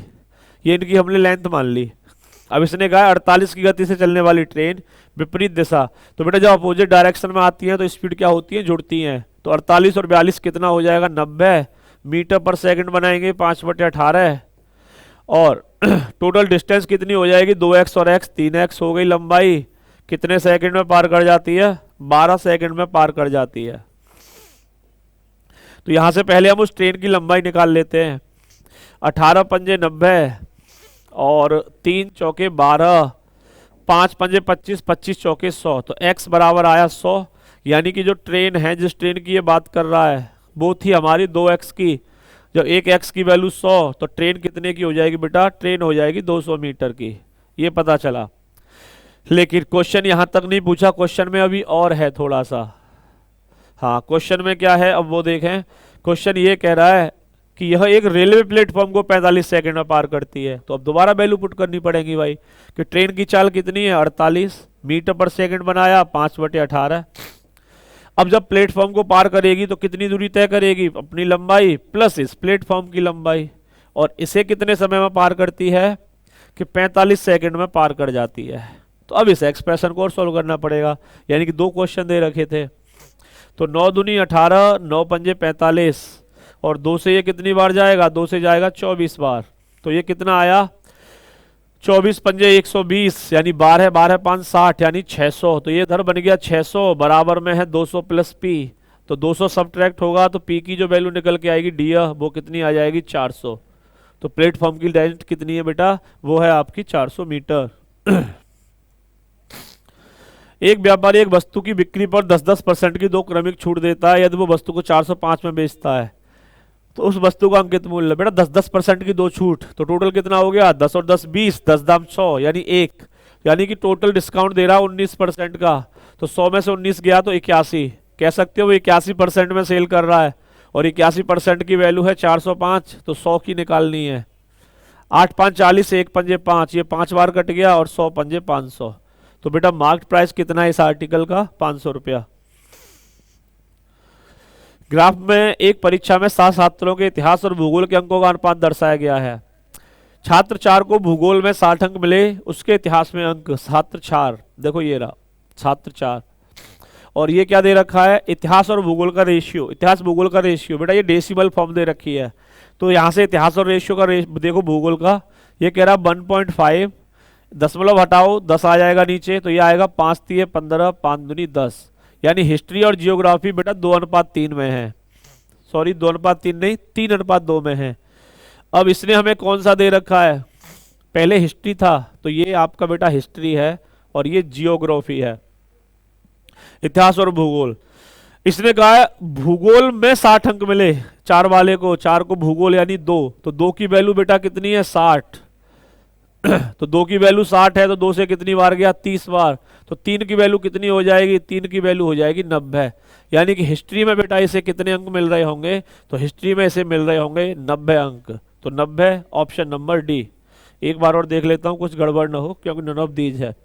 छात्र 4 को भूगोल में 60, हिस्ट्री और भूगोल, तो हिस्ट्री और भूगोल, हिस्ट्री 5 3 15 5 दूनी 10, भूगोल नीचे वाला जियोग्राफी, तो 2 की वैल्यू 60, 30 आ गई, 30 3 90, बिल्कुल सही है बेटा। नन ऑफ दीज, यानी कि नन ऑफ दीज कितना रहना चाहिए आपका, 90, ये रहेगा। और देखें, पी और क्यू ने क्रमशः 15,000 और 21,000 रुपए का निवेश करके व्यापार शुरू किया। वर्ष के अंत में 13,200 रुपए के लाभ में पी की हिस्सेदारी। सीधा सीधा है, सिंपल। इसने 15 लगाए, इसने 21 लगाए, 3 पंजे 15, 3 सत्ते 21, 5/7 में प्रॉफिट बांटा जाएगा। 132 00 7 5 12। कह रहा पी के हिस्सेदारी, पी का मतलब 5, तो 12 11 132 यानी 1100, और बेटा 11 पंजे 55, 5500 रुपए मिल जाएंगे इसमें से पी को। सीनू ने अपनी धनराशि को 40% 25% वार्षिक दर पर, सीनू ने अपनी धनराशि का 40% 25% वार्षिक दर पर और शेष धनराशि 20% दर पर निवेश की। यानी मानो उसके पास 100 रुपए रहे हो, तो 40 रुपए तो इसने 25% के रेट पे इन्वेस्ट कर दिए, बची हुई शेष यानी 60 वो इसने 20% के रेट पे इन्वेस्ट की दिए। अब मैं आपसे ही पूछूं, बताओ कितना कितना यहां से ब्याज आएगा, तो क्या कितना आएगा बेटा यहां से 40%, तो ये आया 25 चौके 100, तो यहां से तो बेटा 10 रुपए ब्याज का आ गया। और यहां से देखो तो 6 दूनी 12, यहां से 12 आ जाएगा, तो 12 और 10 कितना हो जाएगा 22, तो टोटल 100 पे 22 रुपए आ रहे हैं। तो किस रेट से आ रहे हैं, तो ये है बेटा आपका कितना 22% से, तो बस 22% हो जाएगी ब्याज की वार्षिक दर।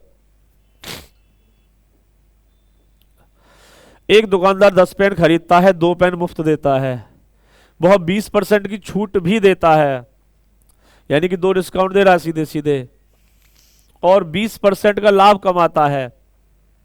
तो क्रय मूल्य और अंकित मूल्य, क्रय मूल्य और अंकित मूल्य के बीच का अनुपात बताओ, क्रय मूल्य और अंकित मूल्य का। आ जाओ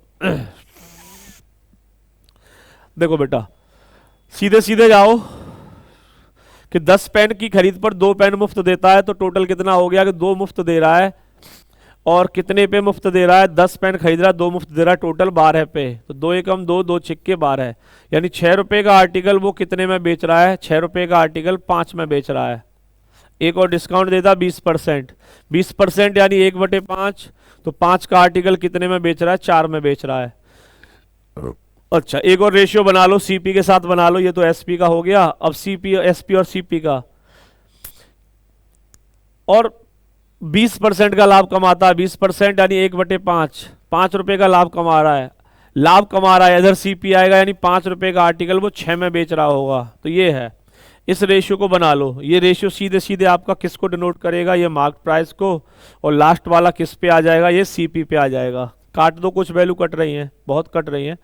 5 से ये 5 गया, और कितना आया 2 दूने 4, 2 तिये 6, और बेटा 2 तिया 6, तो मार्केट प्राइस तो कितना आ गया निकल के 3 तिये 9, और सीपी कितना आ जाएगा आपका, सीपी आ जाएगा 5 एकम 5। अच्छा, इसने हमें ये पूछा है कि क्रय मूल्य और अंकित मूल्य का रेशियो, तो बेटा क्रय मूल्य तो ये है हमारा 5 और अंकित मूल्य है 9, तो आंसर क्या रहेगा हमारा, बी ऑप्शन हो जाएगा 5:9। दो संख्याओं का लासा उनके मासा का 12 गुना है, संख्याओं का लासा मासा का 12 गुना है। अगर बेटा मासा हमारा x है, HCF, तो एलसीएम कितना हो जाएगा, एलसीएम हो जाएगा 12x। और क्या बोला कि इनका योग 403 है, तो 12x और 1x 13x बराबर 403, तो 13 से कटेगा 13 तिये 39, 13 एकम 13, तो x की वैल्यू आ गई बेटा 31। x की वैल्यू 31 होने का मतलब कि मासा पा है 31, तो लासा और मासा, एक संख्या 93 दी है, हमारे पास फॉर्मूला क्या होता है कि दो संख्याओं का गुणा हमेशा उनके लासा और मासा के गुणा के बराबर होता है। तो एक संख्या हमें 93 दी है, दूसरी संख्या x अज्यूम करी, बराबर लासा इंटू मासा। तो मासा कितना 31 और लासा कितना हो जाएगा 31 का 12 गुना, यानी 12 गुणा 31। सॉल्व कीजिए इसे, तो बेटा 31 3 93 और 3 चौके 12, तो x की जो वैल्यू दिखाई दे रही है 31 चौके 124। तो जो दूसरी संख्या है वो है हमारी 124। ये कह रहा है अर्धवार्षिक संयोजित ब्याज दर पर उधार ली गई राशि एक वर्ष में 54,000 रुपये और 2 वर्षों में 65,340 रुपये हो जाती है। बेटा एक साल में हो जाती है 54,000 और 2 साल में हो जाती है 65,340। तो ऐसे मानो एक साल के एंड में ये 54,000 हो गई, तो ये आपका प्रिंसिपल हो गया। अब जब अगले साल जा रहा है तो अगले साल ये 65,340 हो रही है, तो अगले साल पे 2 साइकिल बन रहे हैं, 2 साइकिल बन रहे हैं, तो ये देखो कि किस रेट से ये आ रहा होगा आपका 2 साइकिल में। तो 54,000 रुपये 65,340 हो रहे हैं, इनका रेशियो निकाल लो। तो 65,340 ये अमाउंट है, बटे में कितना 54,000, और अर्धवार्षिक है, एक साल से 2 साल जा रहे हैं, एक साल यानी कितने साइकिल बनेंगे 2 साइकिल बनेंगे, तो आपको इसका स्क्वायर रूट निकालना है। मुझे 9 से कटते हुए दिखाई दे रहे हैं, 9 से कटेगा ये कितनी बार 9 7 63, 2 9 दूनी 18, 5 54 हो गया, 9 6 54 और ये 0। अच्छा 0 तो हटाई दो, यहाँ से कट गया। 9 से काटिए, 9 6 54, 54,000 था ये, 9 6 54, ये कितना आ गया निकल के हमारा 600। अभी देखो 6 से कट रहा है, 6 से कटेगा 12 6 72, 6 एकम 6 और नीचे 100। तो इसका जो स्क्वायर रूट आया वो आया 11/10, यानी 10 से 11 हो रहा है। तो 10 से 11 हो रहा है तो बेटा रेट कितना आया निकल के ये हमारा 1/10। 1/10 का मतलब 10%। अच्छा 10% तो रेट निकल के ये जो आ रहा है ये बेटा हाफ ईयरली के अकॉर्डिंग आ रहा है, लेकिन हमें कह रहा वार्षिक ब्याज दर क्या होगी। तो वार्षिक पे क्या करते थे, रेट को आधा, तो जो एक्चुअल रेट रहा होगा, जो इफेक्टिव रेट है वो हमारा वास्तव में कितना रहा था, वो था 20% का। भाई 20% वार्षिक होगा तभी तो हाफ ईयरली पे 10%। 4 मीटर लंबाई की एक कार 10 सेकंड में 36 किलोमीटर प्रति घंटा की गति से चलने वाली 20 मीटर लंबे ट्रेलर ट्रक के आगे बढ़ना चाहती है। कार को किस गति से यात्रा करनी चाहिए। पूछ रहा कार की गति बताओ, किस गति से जानी चाहिए कि ट्रक के नीचे न दबे, उस ट्रक को पार कर जाए। तो वही भाई चाल बराबर दूरी बटे समय। तो कार की गति ज़्यादा रहेगी, हमने मान ली x है, माइनस ट्रक की गति थी 36 मीटर पर सेकंड, बनाइए 5/18 से गुणा, बराबर दूरी पे आ जाओ। 4 मीटर की तो खुद कार है, 20 मीटर का बेटा ट्रक है, तो 20 और 4 24, टोटल डिस्टेंस हो गई 24। और कितने सेकंड में पार करना है इसे, कि 10 सेकंड में ये पार करना चाहती है, 10 सेकंड।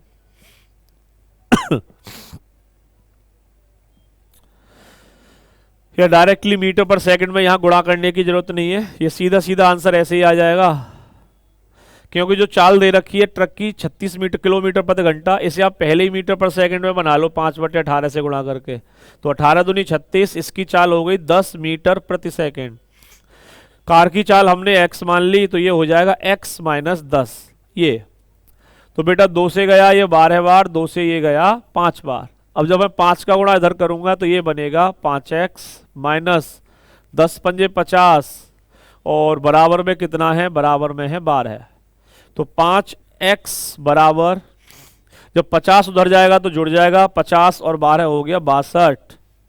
तो x की वैल्यू आ जाएगी 62/5। कितनी बार जाएगा, 12 पंजे 60, 2 बच गया, 20 हो गया, 5 चौके 20। तो 12.4 मीटर प्रति सेकंड हमारा आंसर हो जाएगा, सी ऑप्शन। इस गति से कार को आगे बढ़ना होगा। एक कक्षा में बम और पंकज का औसत वजन 65 किलोग्राम है। 2 बच्चे हैं बम और पंकज। जब औसत 65 है तो 65 दूनी 130 योग हो गया।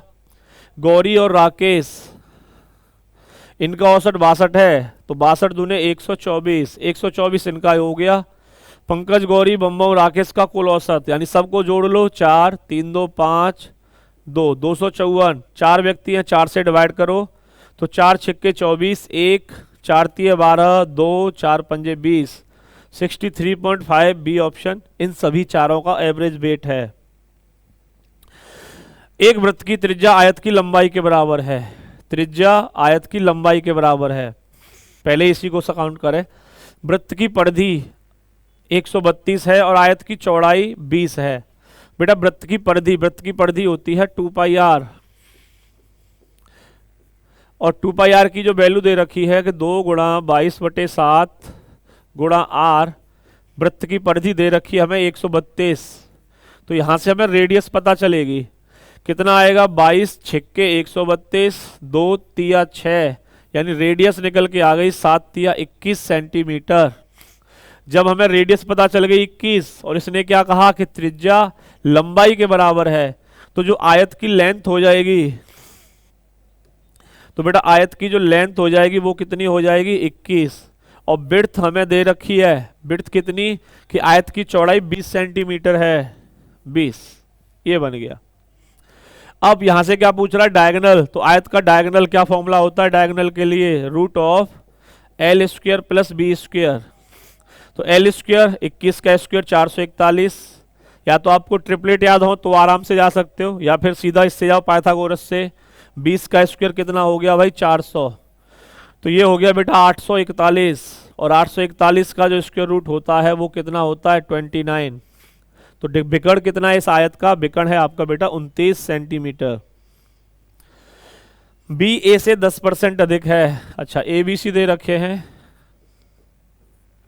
बी ए से 10% अधिक है, ये 10 है, बी ज्यादा है तो ये हो गया 11।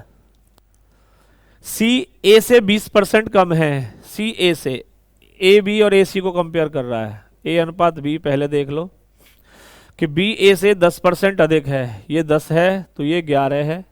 और अगला रेशियो क्या कह रहा है ए और सी के बारे में, सी ए से 20% कम है, 20% 1/5, सी ए से अगर ये 5 है तो ये कितना हो जाएगा 4, हो गया ए से 20% कम। चलो तीनों को कंबाइन कर लो, कॉमन रेशियो लगा दो, शुरू में भी आया है एक क्वेश्चन में, यानी इसमें अगर मैं 2 से गुणा कर दूं तो ए बराबर हो जाएगा, तो ये आएगा 10:11:4 दूनी 8, A B and C. B C से कितने प्रतिशत अधिक है, तो देखो बी सी से कितना अधिक है, तो बी बेटा सी से कितना अधिक दिखाई दे रहा है हमें 3, किससे 8 से। 3/8 की फ्रैक्शन होती है परसेंटेज होती है 37.5%, 37.5%, यानी कि ऑप्शन नंबर सी। ये फ्रैक्शन वैल्यू याद रहेंगी तो इस तरह थोड़ा स्पीड में कर जाओगे, फ्रैक्शन याद नहीं होंगी तो गड़बड़ होगी। अच्छा एंड ऑफ द क्वेश्चन बेटा। चलिए आई होप सारे क्वेश्चंस क्लियर हुए होंगे, समझ में आए होंगे। तो बस इसी तरह जुड़े रहें, अपनी प्रैक्टिस को बरकरार रखें, मंजिल एक दिन जरूर मिल जाएगी। मिलते हैं, जय हिंद जय भारत। जय हिंद साथियों, राधे राधे भाई। आज हम करने वाले हैं रीजनिंग का कंप्लीट सॉल्यूशन, ठीक है ना। तो चलो चलते हैं, सबसे पहले स्टार्ट करते हैं। पहला क्वेश्चन तुम्हारे सामने आ चुका है, बहुत शानदार सा और आसान सा प्रश्न आपके सामने है। जिस प्रकार से बेटा मेढक का जो कनेक्शन होता है उभयचर, ये उभयचर के अंदर आता है, और छिपकली बेटा किसके अंदर आती है, रेप्टाइल्स यानी आती है ये सरीसृप के अंदर। इस प्रकार के यानी एनालॉजी टॉपिक से बहुत ज़्यादा क्वेश्चन आते हैं, तो आपको ध्यान रखें। अगले क्वेश्चन की बात करते हैं। तो इनमें से देखो 2 प्रकार से आते हैं, इससे क्लोज करके इनमें से कौन सी डिजाइन बनाई जा सकती है, और एक ये पूछता है कौन सा बनाया नहीं जा सकता है।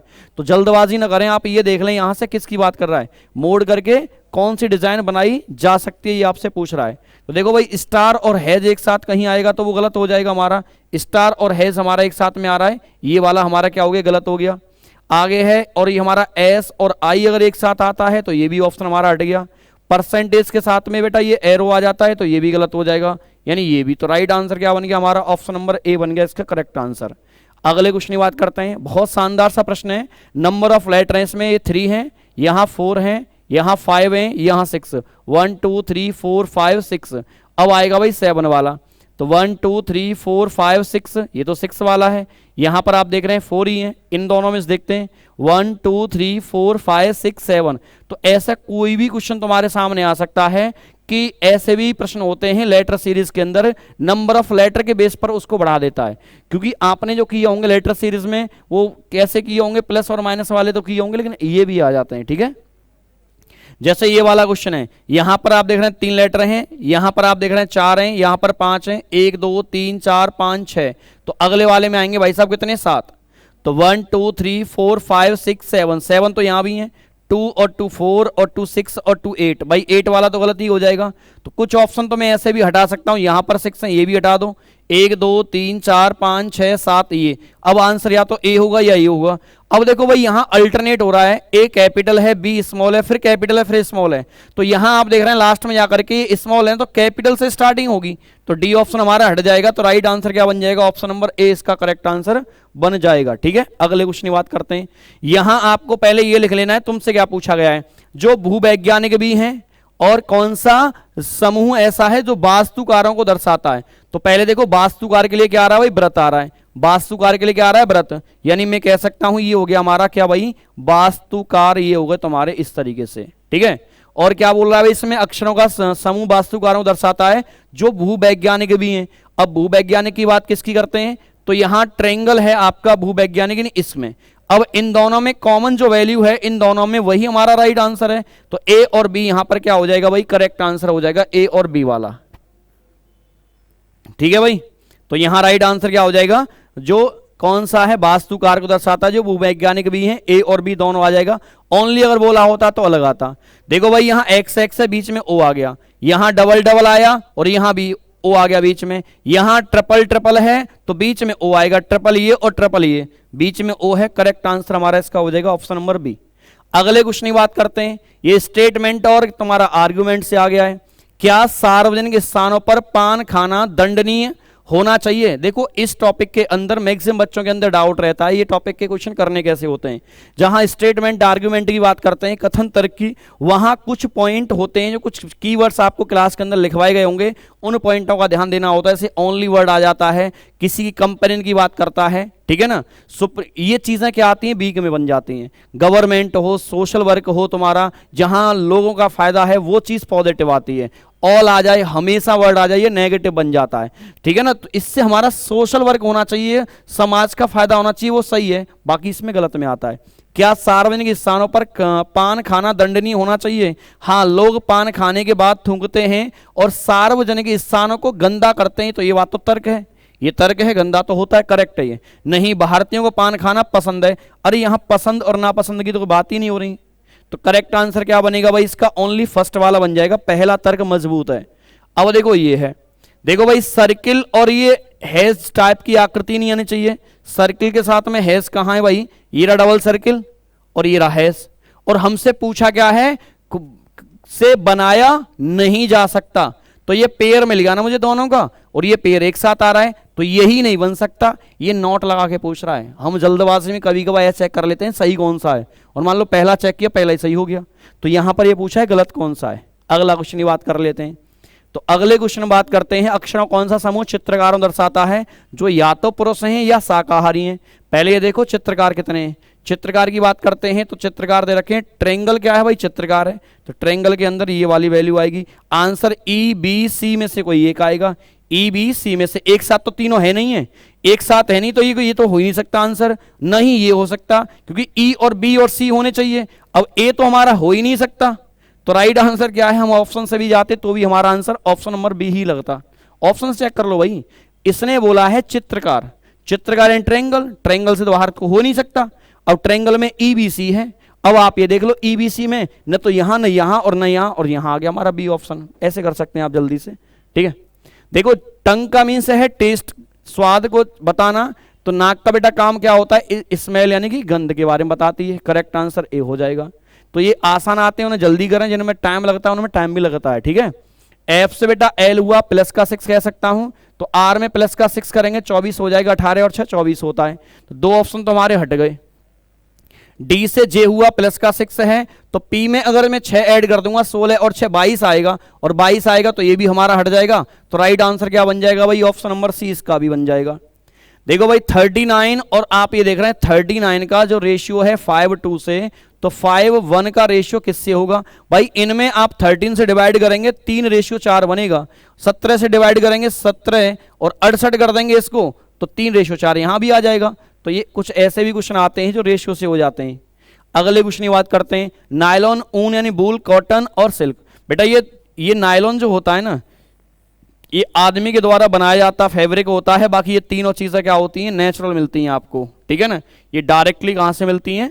पेड़ों से, उस तरीके से मिलती हैं, छोटे छोटे पौधों से। ये क्या होता है? नायलॉन आपका इंसान के द्वारा बनाया जाता है, तो इसे ऐसे कह सकते हैं, ए ऑप्शन। अब इनमें चारों में बताना है, फाइंड ऑड वन आउट होता है। तो देखो जेड से एक्स आया तो मैं कह सकता हूं माइनस का 2 हुआ, एन से के आया भाई माइनस का 3 है, यू से आर माइनस का 3 है। भाई लेटरों के प्लेस आपको याद होने चाहिए, -3 और पहले वाले में क्या हो रहा है, माइनस का 2 हो रहा है, तो ए ऑप्शन। इनमें देख रहे हैं आप ये 10 के सब मल्टीपल हैं, आप इवन नंबर ही बोल सकते हैं, और ये क्या है तुम्हारा ऑड नंबर है, तो राइट आंसर हमारा ये हो जाएगा। अगले की बात करते हैं भाई, देखो सभी में ठीक है, डी से +4 +4 +4 +4, तो यहां आएगा +4 करके x, और x अगर आएगा तो दो ऑप्शनों को साथ ले जाएगा, y दोनों में है, मैं लास्ट वाले को चेक करता हूं, c से g आया +4 +4 +4 +4, और यहां +4 करेंगे भाई कितना आएगा, यहां w आएगा, और w अगर आता है तो ऑप्शन नंबर सी हमारा करेक्ट आंसर हो जाता है। एक ट्रक ये दे रखा बेटा, एक ट्रक 36 जाता है उत्तर में, पश्चिम में मुड़ता है 9 जाता है, साउथ में मुड़ता है 50 जाता है, फिर अपने वाएं, बेटा वाया इधर होता है दायां इधर होता है, वाएं मुड़ता है 9 जाता है, अपने प्रारंभिक स्थिति से कहां है, अब प्रारंभिक से देखो भाई 9 से तो ये 9 कैंसिल, 50 में से 36 माइनस करेंगे 14 मिलेगा। अब जो वैल्यू बड़ी होती है वहीं लिख देते हैं, तो 14 किलोमीटर कहां है भाई, ये साउथ में है, तो प्रारंभिक से कहां है, वो साउथ की तरफ है। ऑप्शन नंबर क्या हो जाएगा भाई, डी हो जाएगा हमारा करेक्टली आंसर। अगले क्वेश्चन की बात करते हैं, कुछ बुद्धिमान चतुर हैं, बुद्धिमान चतुर डायरेक्ट बन रहा है, 50 वाला केस है, सही है, पॉजिटिव है। कोई कुछ होशियार चतुर हैं, होशियार देख रहे हैं नेगेटिव है, और हमें चाहिए पॉजिटिव, तो ये अपने आप ही गलत है, तो right answer only first conclusion follow, क्या हो जाएगा, ओनली फर्स्ट कंक्लूजन इसका फॉलो हो जाएगा। अब ये आपको इससे बनाना है भाई, इसको अगर कंप्लीट आप बनाने का प्रयास करते हैं, आप जानते हैं यहां से 2 लाइनें जाएंगी, एक लाइन यहां से भी जानी चाहिए, तो हमारा ये वाला ऑप्शन गलत है भाई, 2 लाइनें यहां से जाती हैं लेकिन ये वाला यहां से गलत हो जाता है, इस कॉर्नर से 2 लाइन जाने का कोई लॉजिक नहीं बनता है, तो राइट आंसर हमारा क्या बनता है, ऑप्शन नंबर डी बन जाता है इसका करेक्टली आंसर। ठीक है, आगे बात करते हैं, देखो भाई स्क्वायर के अंदर क्या होते हैं, एंगल 90-90 डिग्री के होते हैं, और समबाहु त्रिभुज इक्वेटर ट्रायंगल के अंदर कितने के होते हैं, 60-60 के नहीं 60-60 के, right answer option number B आ जाता है। आई से वाई देखो एफ हुआ -3 है, तो आर से -3 करने पर कितना आएगा, ओ आएगा, और ओ अगर आता है तो 3 ऑप्शनों को साथ में ले जाता है, राइट आंसर क्या बन गया, ऑप्शन नंबर ए बन गया। 99 में प्लस का हम 2 कर देंगे तो कितना मिल जाएगा भाई, 101, 100 में प्लस का 2 कर देंगे तो कितना बन जाएगा, 102 बन जाएगा। कितने आसान भी, देखो ऐसा नहीं पेपर का लेवल एक जैसा होता है, कुछ क्वेश्चन बहुत आसान भी आते हैं और कुछ क्वेश्चन ऐसे भी आते हैं जिनका लेवल ठीक ठाक होता है, तो हर टाइप के क्वेश्चन के लिए हमें रेडी रहना पड़ेगा।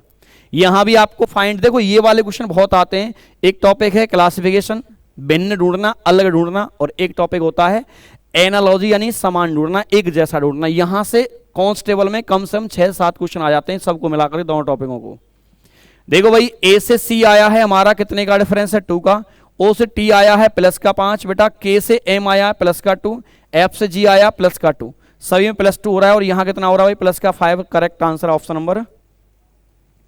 देखो भाई यहां भी सेम क्वेश्चन है, वही नंबर ऑफ लेटर बेटा 3 है, यहां पर कितने हैं 4, यहां पर कितने हैं 5, यहां पर कितने हैं 6, 1 2 3 4 5 6, अब 7 आएंगे, 1 2 3 4 5 6 है ना, 2 4 6 यहाँ, तो ये तो गलत है, ये तो वैसे ही कम है, 1 2 3 4 5 6 7 8 ही ज्यादा है, 2 2 और 4 और 6 और 1 7, करेक्ट आंसर क्या हो जाएगा भाई, ऑप्शन नंबर डी हो जाएगा हमारा सही आंसर।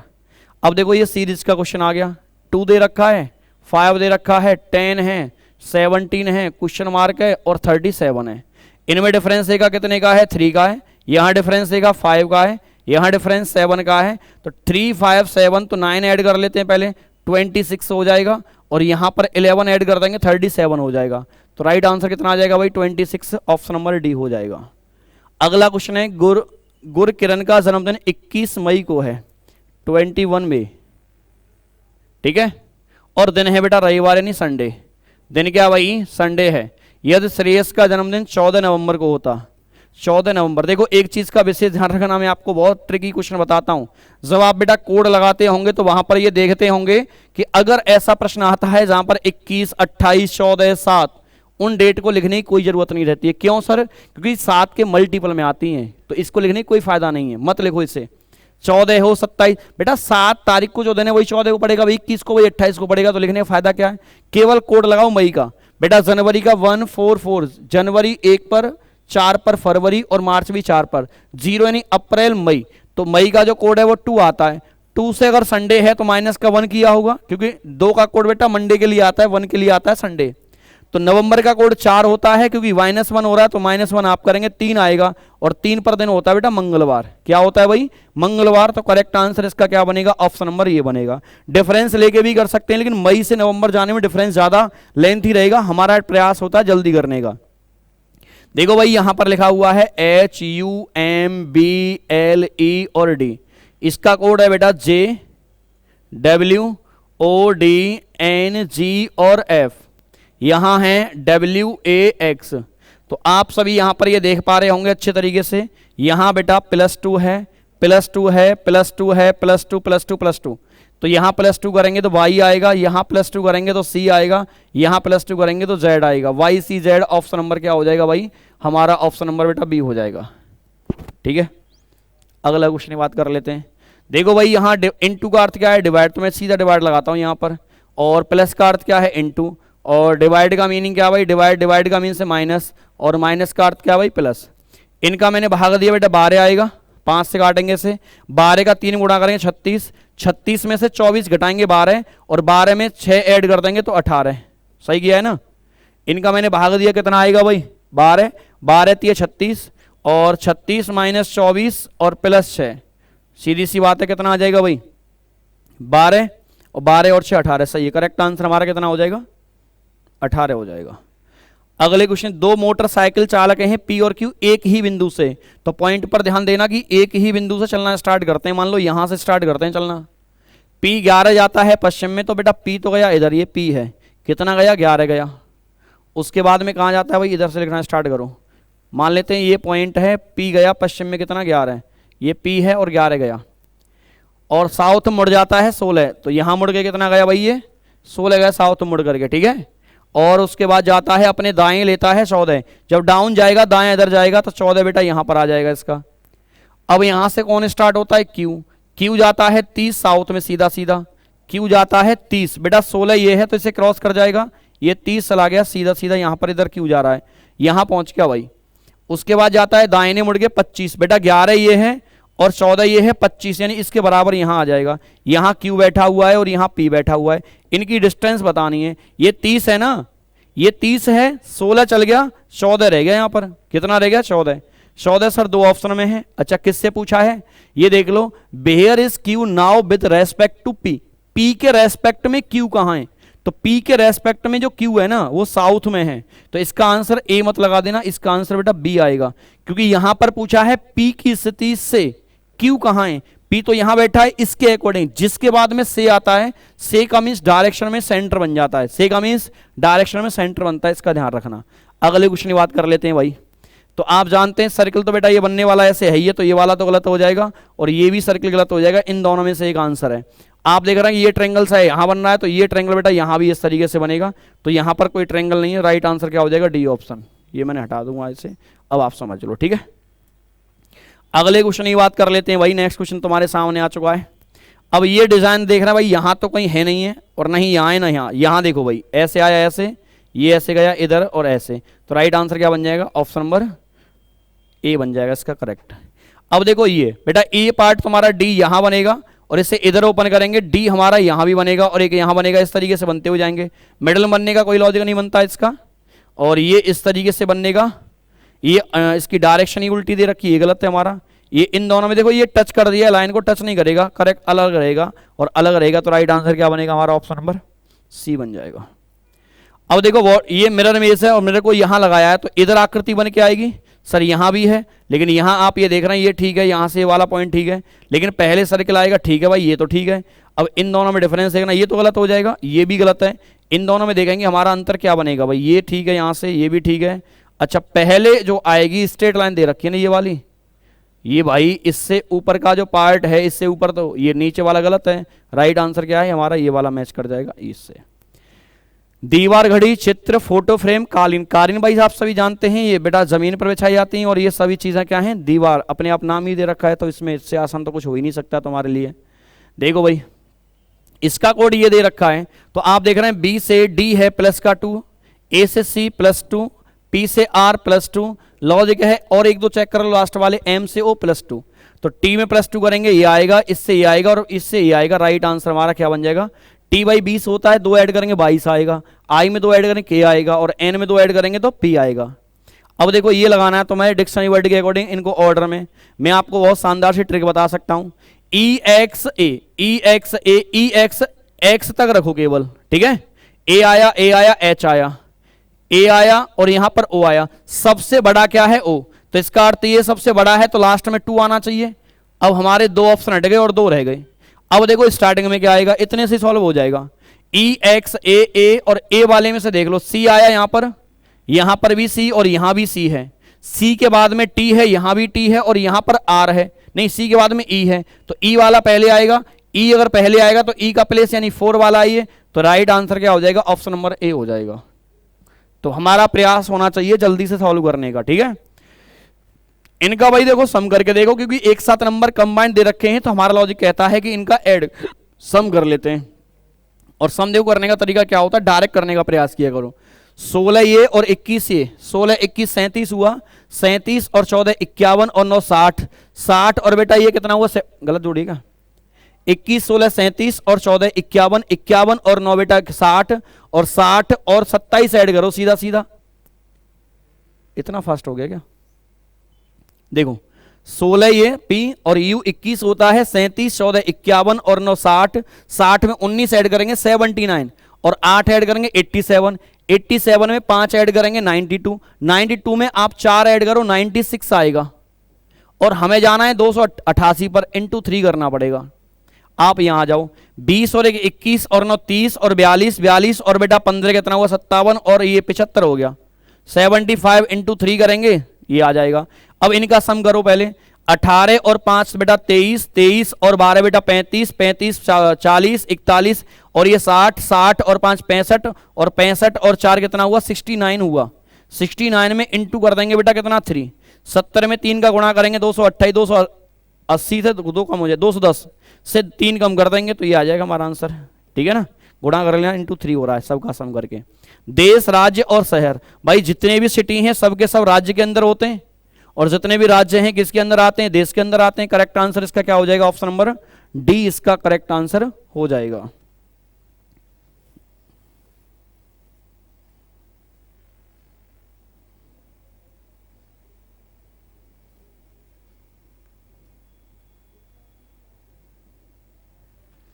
अगला क्वेश्चन देखो भाई, अगर ये आता है डेंजर का कोड, देखो भाई डेंजर यहां है नहीं तो आंसर में 4 नहीं आएगा, 3 नहीं आएगा, 2 नहीं आएगा, 4 नहीं आएगा, 3 नहीं आएगा, 2 नहीं आएगा। यहां पर कहीं डेंजर है नहीं सर, तो आंसर ना तो 4 आएगा, ना 8 आएगा, ना 5 आएगा। इनमें से कोई है तो हटा दो, ये भी हट गया। अब एक ही तो रह गया, यही आंसर है बस। इस तरीके से करना है, हमारा प्रयास है जल्दी करने का, ठीक है ना। और जैसी हम हैबिट डालेंगे वैसी ही हैबिट बन जाती है। ट्रायंगल का फेस ऊपर है सर, ऊपर रहना चाहिए, इधर की तरफ पहले ट्रायंगल आने चाहिए। यहां पर जो बने आएंगे 2 हमारे ट्रायंगल आएंगे, उसके बाद ये वाले आएंगे। तो आप यहां पर देख रहे हैं ये ट्रायंगल की डायरेक्शन गलत है, ये ठीक हो सकता है, ये भी गलत है सर, इनका फेस डाउन है। अब इनका डाउन है, इसका अप है, राइट आंसर बेटा बी ऑप्शन। आगे देख लेते हैं भाई, ये मैथ का क्वेश्चन है। पी और क्यू की जो वर्तमान आयु का जो रेशियो दे रखा है बेटा 5:8 है। अब होता क्या है, 3 वर्ष के बाद, आफ्टर 3 ईयर, 3 वर्ष के बाद रेशियो 8:11 हो जाता है। भाई यहां भी 3 बढ़ा, यहां भी, अगर बराबर रेशियो बढ़ता है तो आप डायरेक्टली उस एज को रेशियो बराबर कर सकते हो। 3 साल में कितना रेशियो बढ़ा भाई? 3। तो 1 साल में रेशियो कितना बढ़ेगा? 1। तो 1 साल की वैल्यू 1, यानी रेशियो हमारे 1 आ गया सीधा सीधा। क्यू की वर्तमान आयु बतानी है तो क्यू की वर्तमान आयु कितनी है? 8, क्योंकि 1 का मान 1 ही है तो 8 का मान 8 ही हो जाएगा। ये वर्तमानी तो ये 3 साल के बाद हो जाती है। अगला क्वेश्चन बहुत शानदार सा है, देखो भाई टी का जो फेस है वो इधर दे रखा है, अब बॉटम में गया, इधर से घूम रहा है, अब इधर आया ईस्ट में, सॉरी वेस्ट में, अब जाएगा नॉर्थ में। अब नॉर्थ में देखते हैं तो सर ये भी गलत है, नॉर्थ में ये भी गलत है और ये भी गलत है, एक ही ऑप्शन बच रहा है ए।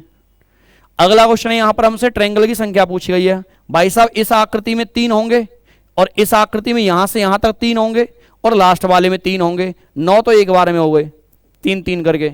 9 के बाद बेटा एक ये बनेगा 10वां और एक ये बनेगा 11वां। अब बताओ इससे अलग आपको कहां दिखाई देता है ट्रायंगल जो कि हम काउंट नहीं कर पाए हो? तो इसमें कोई भी ऐसा ट्रायंगल नहीं है जो हमने काउंट नहीं किया हो। देखो भाई इसे काउंट करते हैं, 1 2 3 4 5 और 6 7 और ये 8। 1 2 3 4 5 6 7, ये 7 ये 8, ठीक है ना। 1 2 3 4 5 6 7 और ये 8, 1 2 3 4 5 6 7 और बेटा ये 8, 8 8 और ये 8। तो राइट आंसर क्या बन जाएगा हमारा 7 वाला, क्योंकि फाइंड डिफरेंट बताना है हमें सबसे अलग क्या है इसमें। अब चलते हैं अगले वाले क्वेश्चन पर, इसमें देख लेते हैं भाई। तो आप यहां पर देख रहे हैं यहां भी इवन नंबर है, 3 और 3 6 और 2 8 इवन नंबर है, 3 और 3 तुम्हारा 3 ये और 2 ये 5 और 2 7 है बेटा यहाँ पर, और यहाँ भी इवन नंबर, तो यही हमारा सबसे डिफरेंट हो जाएगा। क्लियर है भाई। अब आपको क्लास जो एकेडमी सुविधा आपको दे रही है, जिस प्रकार से सभी मॉक टेस्ट का आपका सॉल्यूशन कराया जा रहा है, तो आपका भी थोड़ा सा दायित्व बनता है कि क्लास खत्म होने के बाद जब आप इसको देख लेते हैं तो अपनी तरफ से एक पॉजिटिव सा एक अच्छा सा कमेंट करें, जिससे कि टीचर भी उस तरीके से उस एनर्जी के साथ में आपको सारे सॉल्यूशन लेके आएँ, आंसर की आपको प्रोवाइड कराते हैं, प्रॉपर तरीके से आप पेपर देते हैं।